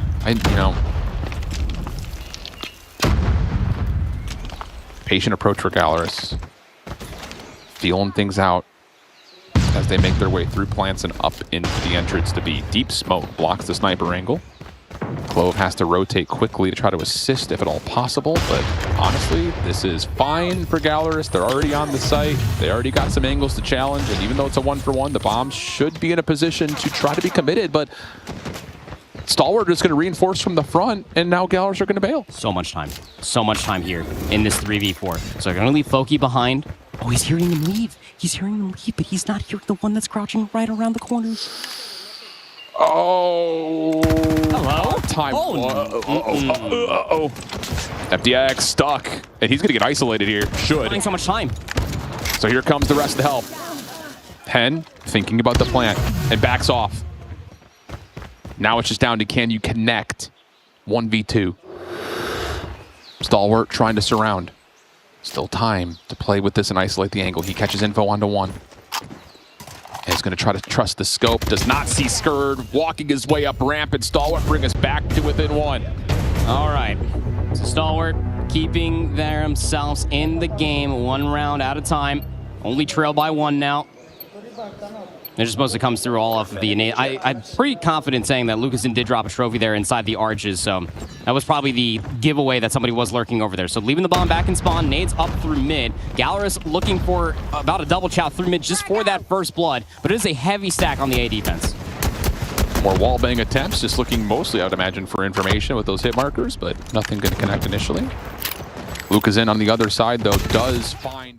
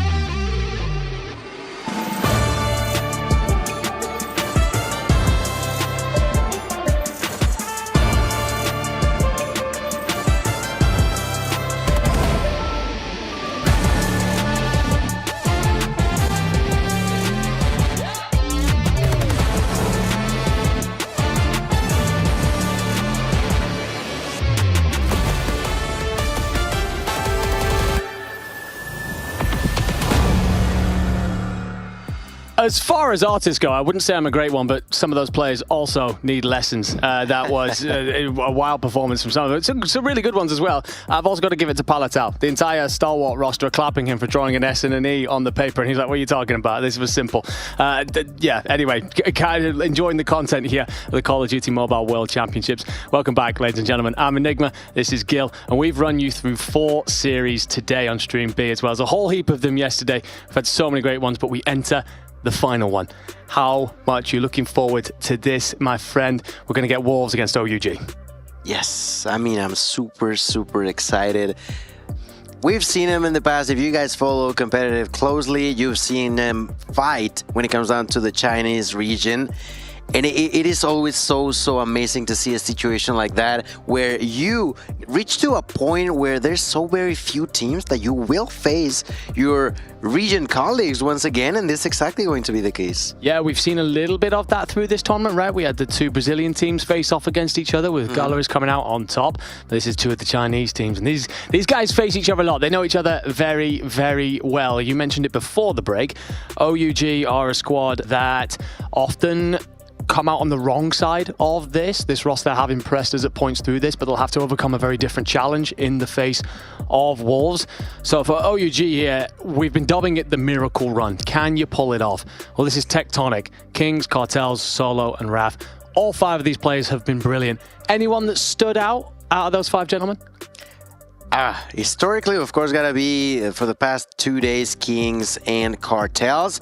But today in particular, Raf seems to be on fire. Yeah, Raf's been having a great time. I think I enjoy the way he plays his claw. He's bouncing off and off of these tough environments. Very selective about the way he plays around it. But yeah, just in general, has had a great day. But Kings and Cartels, that's that dynamic duo that we certainly enjoyed a lot of yesterday. And some of the highlights that we're going to get here are going to exemplify that. I mean, Cartels just using that SMG to such great effect. That VMP often in his hands becomes a nightmare to face with it. And they've managed to get to this point with a strong run. They've obviously just had to overcome the new gen ninjas. In the hard points in particular, they were unstoppable. Completely unstoppable, and that's the thing. Have they, their opponents managed to come up with something different? Because at this point, they are on the very last few potential matches. I mean, it's the last match here on Stream B, so at this point in time, I'm intrigued how well they can apply what they have already learned before getting in here, what they have learned by playing in here. And well, so far we've seen that OG is a team that tends to be pretty calm about a lot of things, but if you're talking about calm, what about Wolves? They're always seem to be so chill every single time. Yeah, exactly. On the opposite side of this whole conversation, while we can wax lyrically about how good OUG are for some time, Wolves are a different breed, quite simply. The Wolfpack will find themselves down here in the lower bracket, having lost to the defending champions in Elevate. I think the only time we've not seen the squad be incredibly composed was at the end of that. They looked incredibly disappointed. What that can often do to a very good team is light a fire under them and make them incredibly difficult to face next. Zai, Peg, Sounds, Wind, and King. These 5, other than that series against Elevate, and even that, we went to a game 5. It was an absolute bloodbath back and forth. It was. This Wolves roster are stacked with so much talent. So much talent. It's incredible to see them each and every single time. It's been amazing. It's been a blast. I'm sure that they will once again try to prove why they want to be the champions. It definitely has to hurt. I'm pretty sure that it hurt it for them losing that game 5 against Elevate. But as you mentioned, that pressure can actually help them if they manage it properly. Like you mentioned, Sounds King, Sai, Wind, and Peg. This team that had a little time to recompose themselves. That a loss like that is always tough. It's always tough to lose to a team like Elevate when you know you're capable of beating them, because they are. Well, let's dig into that a little bit then. We got to watch that series. There were things that obviously Wolves did very well. You forced it to a game 5 against the defending champions. There were things that they also are going to have to very quickly learn from, right? With their coach in the back as well, Stanley. Are there specific things that you were looking at and thinking, that's not an example of the Wolves that we were expecting to come here? That's not the team that we thought we were going to take over and reclaim their crown? Yeah, that's the thing. That's the thing. There's still details that need to be touched on. And, well, we're going to get to look at a few of the highlights from this team as well. I feel like Wolves are, like I mentioned, capable of great things. But it's not always that easy. It's not always about just what you can do. It's what you actually do.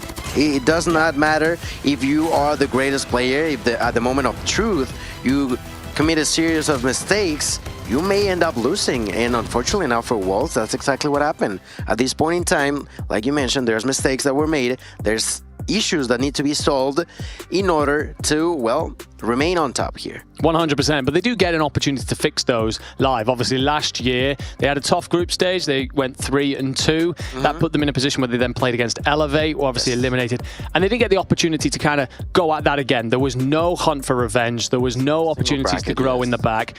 This is, double bracket now. It's going to let them come into this and go, we know what's our problem here on LAN. We know how to fix it. Yes. And their pursuit for perfection will continue.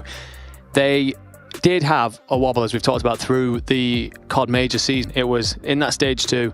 Their S&D and control slipped a little bit. I actually think they've been pretty good across those modes, apart from that one loss to Elevate. The hard point for me just hasn't been what I was expecting. I came into this tournament thinking that they were going to walk over anyone in front of them when it came to hard point. Elevate were very good there, in fact. And for me, when it comes to Wolves, especially on that Hacienda, I need to see a bit more. But do we get it in the series?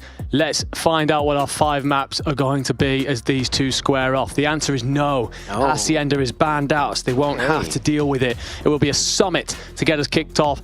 Coastal S&D, Crossfire Control. Map 4, should we make it, ladies and gentlemen, is an Apocalypse. And map 5 is a Standoff. It's a glorious map set, as it always is inside COD Mobile. That's certainly one thing we're very blessed with here, a wonderful range of maps to play on. But Summit then, we know that that's very aggressive, tight corridors, up front, close and personal. We saw Cartel and King, for example, really enjoy that in the last series. They're going to have to enjoy it here as well. Yes, they will. And I find it really, really interesting that it was actually Wolves who picked Summit. And I find that interesting specifically because they tend to do things like, well, we just saw OG have a blast on Summit, but it's not the first time they've done something like this. A few years ago when they were facing against Luminosity, who coincidentally also had Tectonic, Solo, and if I'm not mistaken, also Kings, they were super, super good when it came down to Summit because of those shotguns, but they go for that power move. They themselves pick the map, and then they ruled that game against them. And I'm sure that's pretty much exactly what they're trying to do here again. Makes me wonder as well whether Wolves were watching that series and when there's an issue there that we feel we can exploit. Probably. Which would be the Wolves' way. They know very much how to VOD review and look into their opponents.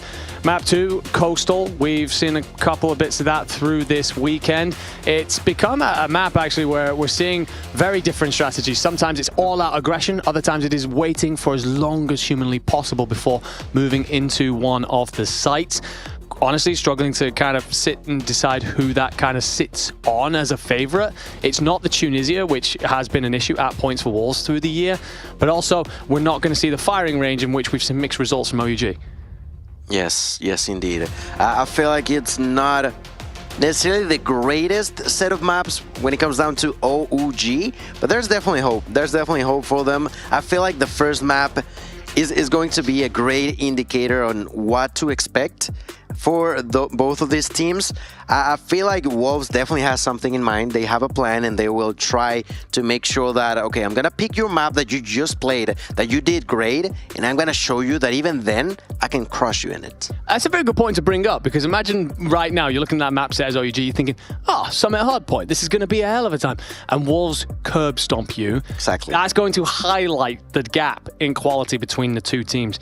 Being said, OUG, again, full of characters, full of players that ride with momentum, and off the back of the way they handled New Gen Ninjas, I'm expecting them to look good early on here. It's all about that gas in the tank. I think some of the examples with Wolves of hard points that we've seen is even if they don't get off to the greatest start, they keep themselves in, they make the adjustments, and they put themselves out for a better closing stage, which gets them over the line. It's the difference between good and great teams, which we've seen here elevate another example of that. But these two, as they get themselves set up here, it's a case of OUG coming off the back of a win. Wolves are coming off the back of a loss. I wonder how much that shifts the air in the room, because one of you's on the way up. You've got this trajectory where you're feeling good. The other side of things, it's we just lost to the team that we were supposed to come here and beat. That's tough, right? It is definitely tough, and that's exactly why I'm not sure what to expect. I know both teams, but I don't know how much of an impact, as you mentioned, that win for OG means, that loss for Wolves means. It is going to be really, really interesting to see how that pans out. for the two of them. So far, well, mostly people are starting to get ready, but well, I don't know. That's a great point because, like you mentioned, one is winning, one is losing, and they are facing each other. I wonder how much pressure it applies to King. He's the guy who's had to come in here and replace. He'll have been less prepped than most. Yes, he's a phenomenal talent. Yes, he knows the ropes here for sure. But you're expecting to play with Rise if you're Wolves. You've got King then alongside you. And he's kind of stepped out of retirement to come into this roster. And having lost that last one, is he thinking, what is it me? Have I been the kind of the slower point of this team? Is it my participation here that means that we're not through against Elevate? And I wonder if he's kind of sitting and thinking this is one of those series where he's got to show exactly how good he is, because we saw how good he was yesterday. There's no doubt he's a talent, but is this one of those series where he suddenly takes over? Yeah, of course, because it's important not to be great in a single day. It's important for you to be great every single day. So far, has good, definitely some good performances, but not to the extent that we saw yesterday. And for example, in this case, in the Battle of Kings, well, it's gonna be interesting to see who is going to remain on top. You know, Kings from OG or King from Wolves. In here, we've seen that today, Kings from OG has done a really good job. And just before anything happens, at some point I'm gonna mix them up. I'm a little bit dyslexic, so please ignore me if I call Kings or King's King. You know, it's there. Yeah, we'll figure it out. I mean, what's the colors? Blue and yellow. We'll go with Blue King and Gold King. We'll make it work that way. Okay. But it's a case for me of looking across these players. I'm kind of tuning in here all the way through the day. OUG, whether they just lost a map or just won a map, laughs, jokes, all fun. Not seeing that right there. I think they recognize the task that's in front of them. And I don't know if that's a good thing or a bad thing. Sometimes it's the right thing to lock in. Other times it's good to be a bit free-flowing and a bit carefree and kind of bring that into your game. Yeah, that moment where you're playing a game, you suddenly are losing, and you just, like, you know, sort of stretch your back. You make sure that you're not that curved and try to focus, or hyper-focus for that matter, into the situation. And, well, a lot of the times it goes good, but if it's too much pressure that you feel, it can actually go against you. So it's gonna be nice to get a look onto the minds from Wolves, because we saw them like full on just thinking, looking into the phone and getting just thrilled to start, getting excited for it, and that's exactly what we're gonna get. We're getting straight onto map number 1. Ladies and gentlemen, this is Wolves versus OUG, the two representatives from China about to fight neck to neck, side to side, as they try to move forward on the World Championships of Call of Duty Mobile. Yeah, for one last time here, we'll break off for a map 1 in Stream B. And Summit is somewhere that we have seen OUG look good already. But these two will know each other so inside out. They'll be playing counters and bluffs all over this. It's split so far in terms of the points and contested on the hill. 25 seconds still left of this. At what point do we start to see rotations and fight for the spawns? Well, Wolves are going to give themselves a very aggressive line here. And Sound's getting a kill up high, being able to peer in through the window will then help find the second onto Raph, and it's a clean feed if you are a Wolves fan. So OUG need to find a response and to bounce back quickly. We of course head out to the railings for this P2, and it's got about 5 seconds before it pops. So look for people to shift the positioning. But look at that spawn in for Kings. He ends up behind the Wolves team, so he can really upset them here. And I mean, at the end of the day, more than not, we see both of these teams actually go for the power move of, okay, you can rotate, I don't care, I don't mind, I'm still gonna kick you out within seconds. They both like to go for this play, so it turns into something different to see the two teams trying a similar strategy at the same time. I'm intrigued if maybe Wolves will be the one trying to rotate early, or they're gonna stick to their usual plan, fight till the very last second, and then eventually move to the next one, kick them out as quickly as possible. But well, that's usually OG's plan at the same time too. Right now, 20 seconds left, and the first to move is actually going to be the side of Wolves. In terms of individuals here, Wynn's already up to 12 kills and has used the Sparrow, so he's flying. Everyone else kind of sitting somewhere around 5 to 10. And largely in the slaying numbers are on the side of Wolves. OUG, though, being efficient with those kills, making them work in terms of point count. Zai holds up on the left, but not well enough to beat out Kings, who's not stopped shooting like a demon all day. You squeeze in through P3. Cartels with the Tempest would have wanted more than that, but Sounds countered. You do get EMP'd though, so that pauses you for a moment. Doesn't matter, the millisecond you're released, you get going again. Tectonic then, what can you do? King's Tempest as well to try and battle off here in the operator duel. Reads the play off to the right very well against Solo.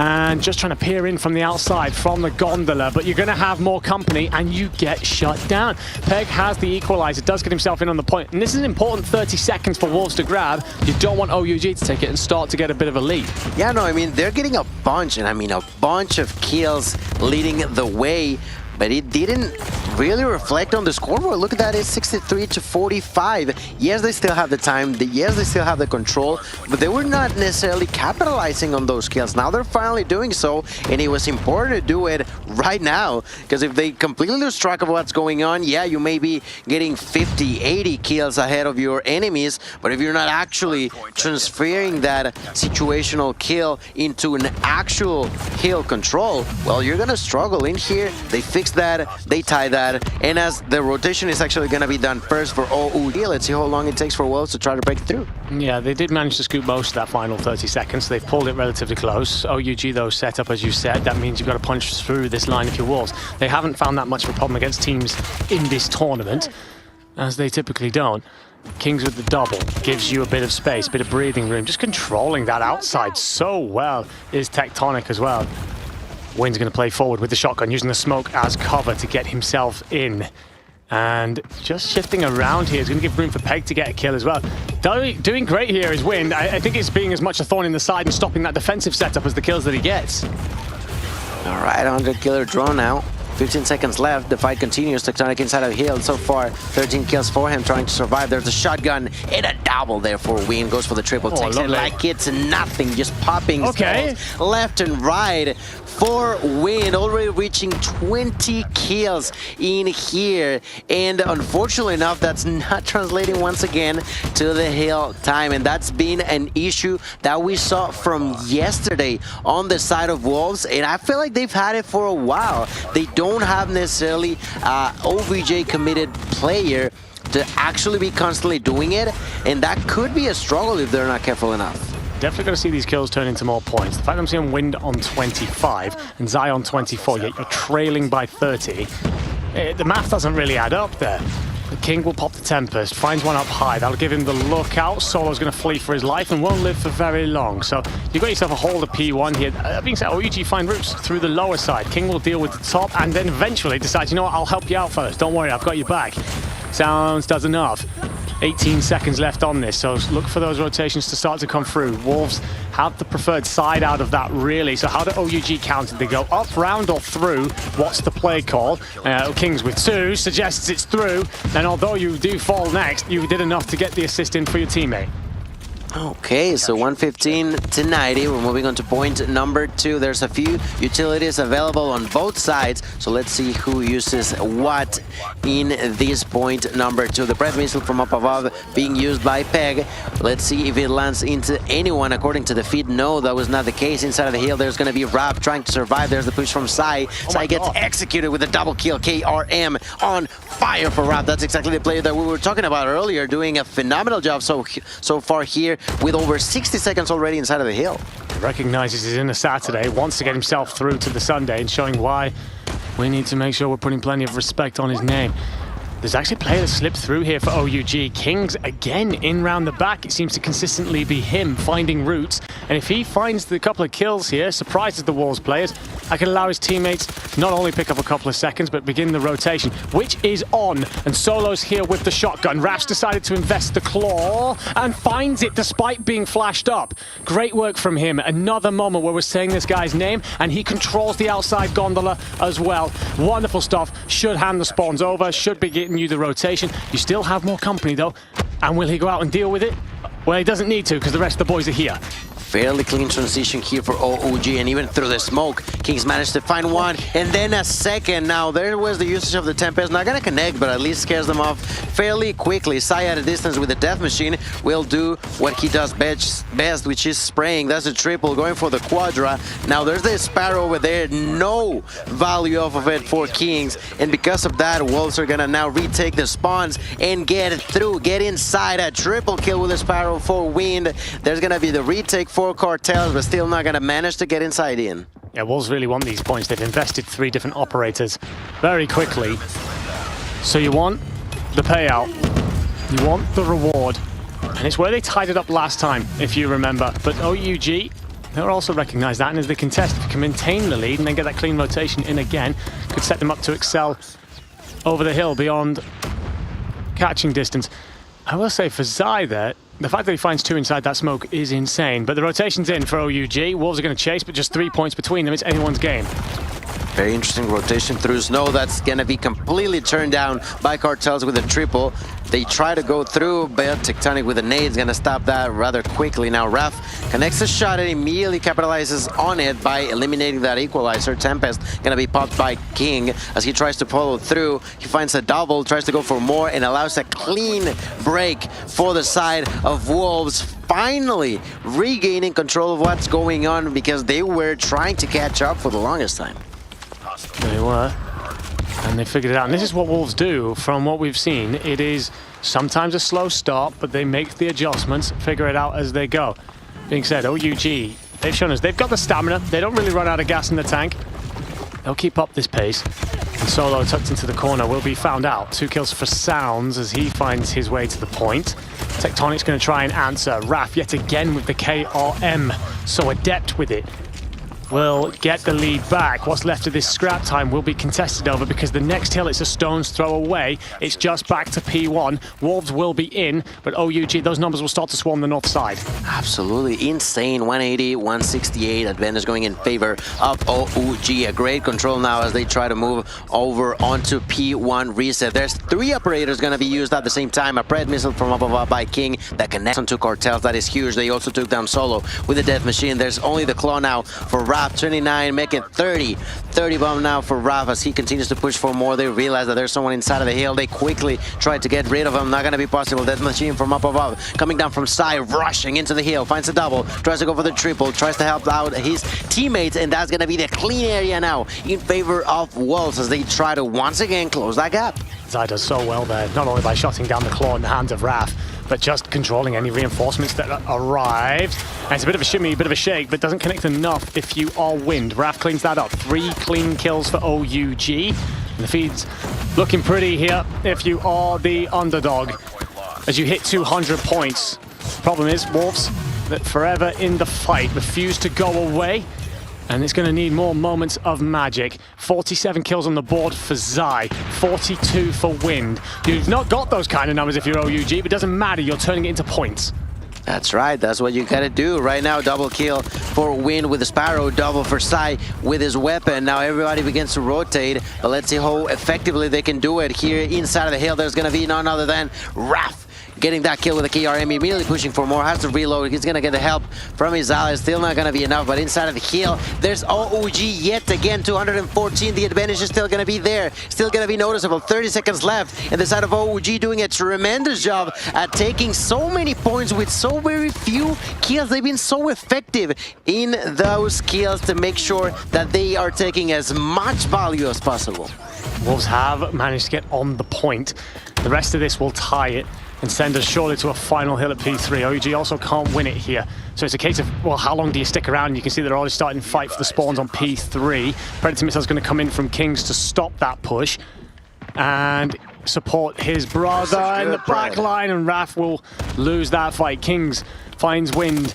If you are Wolves, you're still getting the spawns, but you're punched so far back. You need your boys on the outside to arrive, and they do. 3 dead, OUG in. It will be contested. It's 30 points for Wolves, 24 for OUG. This is surely the last hill. Equalizer is huge right now. They're going to tie things up. Beck currently waiting for the opponents. Tries to go for them. Not going to work out. There's going to be 2 operators. There's the War Machine by Tech, who clearly knows what he's doing. There's the Tempest from the inside, just currently waiting less than 10 seconds away, 20 seconds away from victory. 35 5 kills, waiting for the next one. His ally is down, tries to defend, gets the kill. Inside of the kill, there's still Cartels with the Tempest, trying to survive, trying to remain alive. There's gonna be the push, not gonna break through. The Clonova gonna be used by Raph to clear things up. That's a double. Goes for the triple, does not get it. There's the Death Machine inside now by Sai, already with 56 kills. They have the control, and there's enough time. There's enough time for Wolves to steal victory away. Can they do it? There's the Hunter Killer drone from outside. They're trying to break through. They finally do it, but it's still not going to be enough. It's not going to be enough time. 249 and OG are still alive, and they have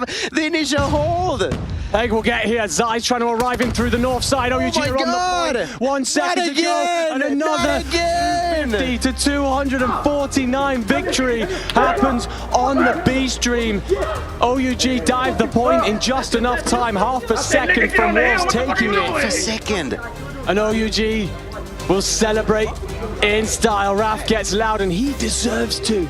Such a good performance there to rip that away, to snatch it. I don't know who got himself into the hill for half a second just to die, because that's what he did. Yes. He got in just to die.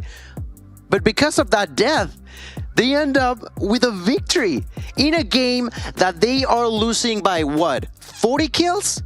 It's a lot of kills, yes, it's a lot of kills. I'm not sure who it was. I think it's Solo who decides to dive the point there, a mortar for his team. Goodness. Either way, it doesn't matter. It's enough to see you through. What a performance out of all of these players, but none more so than Kings. 53 and 46 to top the way, plus 20 assists and nearly a minute in the hill. We know that Summit is chaotic. It's about controlling that, but sometimes I think that players thrive in it, and for OUG, Kings is certainly one of them. A great performance. That being said, on the other side, Wolves, if you're someone like Zai right now, you're looking at how many kills you put up, you're kind of questioning how the hell did we not win this? How did we not turn this into more points? Yes. And it's moments like that at the end, selfless plays from OUG. We saw some great technical ability out of Wolves, but we didn't really see that. It's just crazy. I'm still trying to get over this game, because we were talking about the mental coming down from Wolves, right? How do you feel now that you have lost a game that should have had earned it like 3 points ago? You are not properly getting the hill time that you should be getting with so much of a kill differential. That is just a huge mistake coming down from the side of Wolves. And I mean, we were talking about the fact that they always look to be calm. In here, I genuinely feel like they should be concerned, and understandably so. They lost to Elevate, and right now they're losing to OG. They certainly are. And what I will say, to put this context of the whole series together, you did say that OUG had to win map 1. You do not want to be looking down the rest of that series, having lost a map that we know you're good on, to a Wolves team that are very good on Apocalypse if we get to that map 4. Let's look ahead. Let's talk about the Coastal S&D. We've seen OUG walk relatively comfortably over the New Gen Ninjas. How much we can take away from that, I don't really know. And I guess I posed the question to you. Is it one of those where they dominated a team that should have been quite close? Or is it a case of they had a system and New Gen Ninjas had nothing to counter that? Does that factor into how you're thinking they'll perform against Wolves? I definitely feel like it's a completely different situation now for OUG, because although they did great against the New Gen Ninjas, it comes down to the fact that they were not playing S&D, they were playing team deathmatch by rounds, you know, and it was a completely different scenario. This time around, Wolves, yes, it's their not so great game mode, but it still was a team from China who managed to end up as a first seed for China. So I feel like it's nowhere near a fair comparison for the side of OUG, and I said it was important for that same reason for OUG to win the hard point, because the search and destroy, I feel like it should be more inclined to Wolves. But then again, how much of the mental has been, you know, shattered a bit on the side of Wolves? Well, we shall find out. Raph almost finds out just how much momentum a frag grenade has as it misses his ear by millimeters. Using this KRM to hold Sellers down. And that feels like the perfect spot for him with how good he looked. Tectonic starts off with 2 here, finds Wind, Sounds, and King, 3 dead. And there goes Peg. And as simple as you like, OUG walks straight through the Wolves line. I mean, I'm sorry, OG, I doubted you, I guess. 3 kills for Tectonic, 2 kills for Cartels, and not a single casualty or care in the world for the OUG roster. I'm sorry I ever doubted you, but okay, let's go ahead and see what happens. That was round number 1. You did a great job. Can you do something similar on the next one? So far, a few nades are going to be thrown. Considerably more aggressive from Wolves this time out on the outside of A. Tectonic played very well in that back. Had he last time? Does he get red? It don't matter. Solo and Kings are dead. Tectonic's going to be tucked inside, and he's next to fall. So 3 cleanly for Wolves. Peg's going to try and hold these back stairs, which will be the correct play. Obviously, we know that because of X-Ray. He's doing it purely based on intuition, but do you have enough heads up to think about where the second player is arriving from? Because you do have a player coming through mid in Cartels. And actually, he's wrapped all the way out. Let's see. Oh, Sai with a sniper shot onto Cartels. All of a sudden, it's a 1v5 and a whole lot of trouble for Raf. Yes, he's an outstanding player, an insane shotgun to be playing with. But against 5 people, what are you going to do? 15 seconds left. Do you want to push? Do you want to wait? There's no real good answer for the last player alive on the side of OUG. He begins to flex with the gloves, but a nade will do the job. In the same way we had a flawless for OG all of a sudden, now it's the other way around for Wolves. Heads up play there for Isaiah as well. I think he recognizes it's going to be Raph. It's going to be a shotgun. He's looking for close quarters. Throws half a shoulder into that bottom steps. Sees him there and goes, you know what? I don't want anything to do with that. Backs off. So 1 apiece then and 2 clean rounds. 1 for either team. And the nades are out. This time, you've pretty much given up a lot of A if you are OUG. I think you're expecting a B hit to come through or mid. And Wolves are just rinsing and repeating. Nades are going to go out. That should start to shift those blue arrows across. Solo looking to squeeze up through mid. Gets his timings right. He could get behind a few players. You want to do that, though, before this bomb goes down and that post-plant setup is in. Let's see if they can actually do it, though. Few nades, not going to connect into absolutely no one, so not a whole lot of trouble there. Still patiently waiting. A good nade that does not land onto, I think that was Wind, who was up close on that A site area. Have the opportunity to plant, and they are going to take it. Now 45 seconds on the clock. A very, very interesting strategy coming down from both teams, honestly. King will open up with the first kill onto Cartels. I feel the problem for OUG here, the lack of routes in, and King has repositioned all the way back through spawn, finds his namesake +1, and they'll do a bit of a dance here in the backline, and King comes out on top of everything. Zai and Win find kills elsewhere, but honestly it's King. He puts himself back through mid, recognizing cut off pretty much the entirety of the map, and even if he does die, the intel comes in. Not that he dies, because he's bloody disgusting with a sniper rifle. It's incredible to see. I don't think I've ever seen a moment in time where there's 3 rounds in and exactly 15 kills. It is just wild to me, but there you have it. Start of round number 4. First blood in favor of, I think that was King, taking down Cartels. And this has been a weird one for sure, but very, very entertaining nonetheless. Right now, already 30 seconds in, and this time around they were not as quick to immediately rush for one of the sites on the side of Wolves. And, well, so far, not so bad. It is a play through the mid, though, which is different. It's typically been that A site. Cartels, by the way, a penny for his thoughts as he's fallen quickly twice now. Tonic could be in through the back, and you don't check that corner if you are Wolves, and you'll suffer for it. Sounds and Peg cleaned out. Tectonic then gets himself tucked in behind the bar as well. Raf's going to be fully aware of the players in front of him because he's dodged all the nades, but look at Solo arriving in, and the observers are aware of exactly how important his position could be because it won't be red.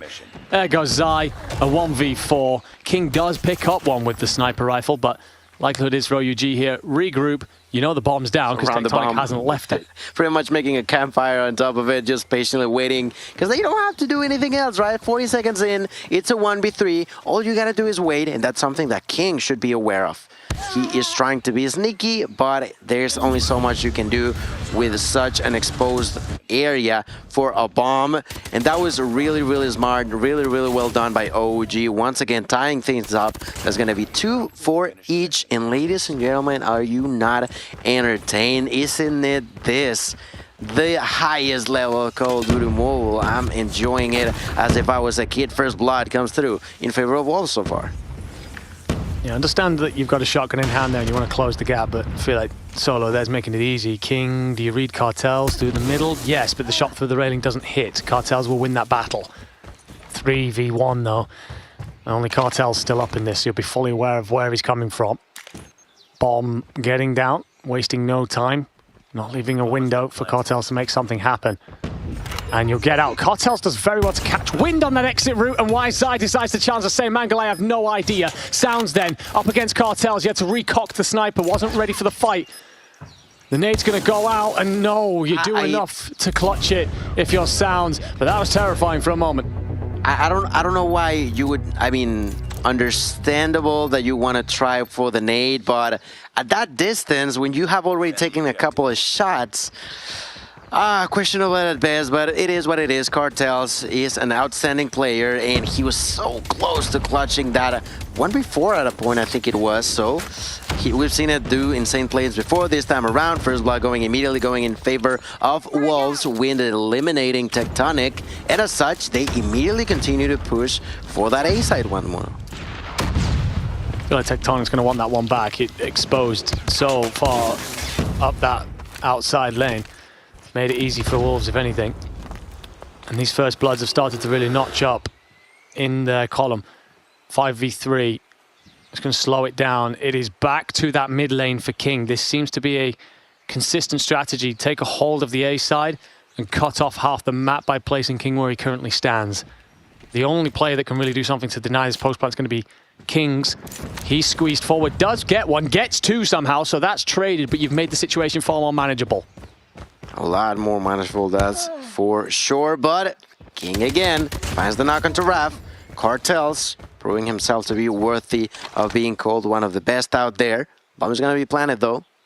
1v2. Bomb is down. It is Sounds and Sai versus Cartels. Cartels with the Odin in hand. Slowly but surely pushing forward alongside with the Tundra. I do believe it was... I'm not too sure which is the weapon that he picked up, but let's wait and see. So far, Sniper misses that shot. It is way too hard. I feel like they almost read his mind with how effectively they pushed into him. I think it's a timing thing. At this level, you recognize where this player should be, and if they aren't there by that moment, they've got to be elsewhere. They're late. And they check it. So we get a switching then of the sides. Wolves 4-2 up, now on them to defend. OUG have done a very different strategy to anything we saw from Wolves and sent the numbers to B. That being said, there are 3 Wolves players here, so you've certainly got a defensive force. Not that Cartels cares, as he makes quick work of it. But there will be a couple of trades, so 3 apiece, and King finds Tectonic to hand you the numbers advantage. King has been a key player to make sure that the side of Wolves does not lose control of these rounds.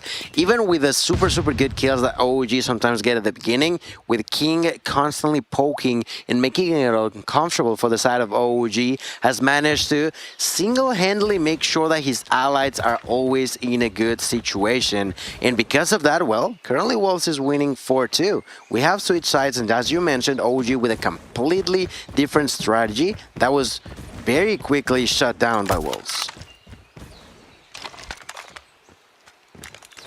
Zai's turn to control the mid lane with the sniper. If you read Solo, well, I don't think you had initially, but doesn't matter. He's got the quick scope. And leaves Cartels in a 1v3. You're going to know where one player's coming. The problem is there's 2 exits to this underground. And he's going to have to go and retrieve the bomb as well. Do you see that it's down? I wonder... as Peg, King, and Zai are all set in wait. And the trap was sprung and gives you a 5-2 lead of Wolves. 2 more rounds to tie up the series. That's right. They are not so happy about losing the first map, but they have shown to us that even after all that pressure, they have still managed to still be themselves. We know how good Wolves are, and that's exactly what they're showing in here. Game number 2, a lot of nades are going to be thrown, not a whole lot of trophy systems. They are finally being placed down on both sides. That's a hit marker for Sai. That's another hit marker for Sai, who then gets executed. That's a 2-for-1 trade in favor of OG, who immediately tries to plant the bomb, but there's the aggression coming down from Wind, who immediately gets shut down. All of a sudden, this is a 1v3. They don't know where King is at, but as he walks forward, finds the first kill, goes for the second. They're certainly with the possibility to push forward. They decide not to, and I feel like in a sense that's a smart move because we already know how good King is. I love the decision making here to play around the timing, suggesting there's rotated away. He will have made a lot of noise now, however, so Cartels and Kings will turn and face. King trying to find an angle, laying on his belly, hoping that he will see a chow, wants to force the equation. And with how loud he will be right now, Cartels will be calling all of that out. Does King step up and face? Yes, he does. Well done. 5-3. Great bomb plant there. Was a little bit concerned once King finds the first. This is a 1v3 written all over it. I think it's the decision to waste no time. Bomb straight down, force Kings to come to us. Don't let him move around the map and pick where he wants to fight. And the angles they picked were perfect. You know, the second they heard the general area he was at, they both peek at the same time. Doesn't matter where he's looking at, he's just not looking at both at the same time. So even if he would have gotten a single kill, which was not the case, he would have been eliminated. Now Wind gonna find the first blood. King gonna get the second onto Raf. The answer is gonna come from Tectonic by eliminating King, and they try to begin the push towards B. They gotta be cautious. Kings with another kill, this time through the wall onto Peg. That's gonna make it a 3 versus 3 now. You're a little bit hemmed in here if you are Sounds, but you'll find one. The fact that you achieved that is phenomenal. And you also get the support in from the teammates. He's going to leave Solo in a 1v2, completely on his own, and pinned in to the back of the cellar. Wind reads him, hears him, cuts him down. 6-3. 1 round away. It's great work by OUG in many ways, and they made the right decision to pick a direction and punch through, because otherwise they were trapped in. The thing is, Sounds does enough to not only find the kill, but stay alive for long enough that his teammates can get in and help. That's the thing. If you don't at least get a kill out of there, you're losing a player. You're not gaining the actual area that you were trying to solidify. That's only going to mean trouble. Now, Raf is immediately getting shut down on round number 10. And as such, let's be reminded, this is map point. This is Wolves trying to equalize the series. And in here, they're a single step away from doing so. And that's something that OG know, because this time around, they are not nearly as aggressive as they've been. Certainly not. This is a slow play. And King will happily wait. He's found 12 kills with the sniper. Anyone who dares step out of that doorway will be next. Solo, join the graveyard. We'll see you, more than likely, in map 3. 1 minute left on the clock. OUG have a few decisions to make, and it looks like B is the intended target. It certainly is, but they've lost 2 players already. Not looking too hot, not looking too good for this out of OG.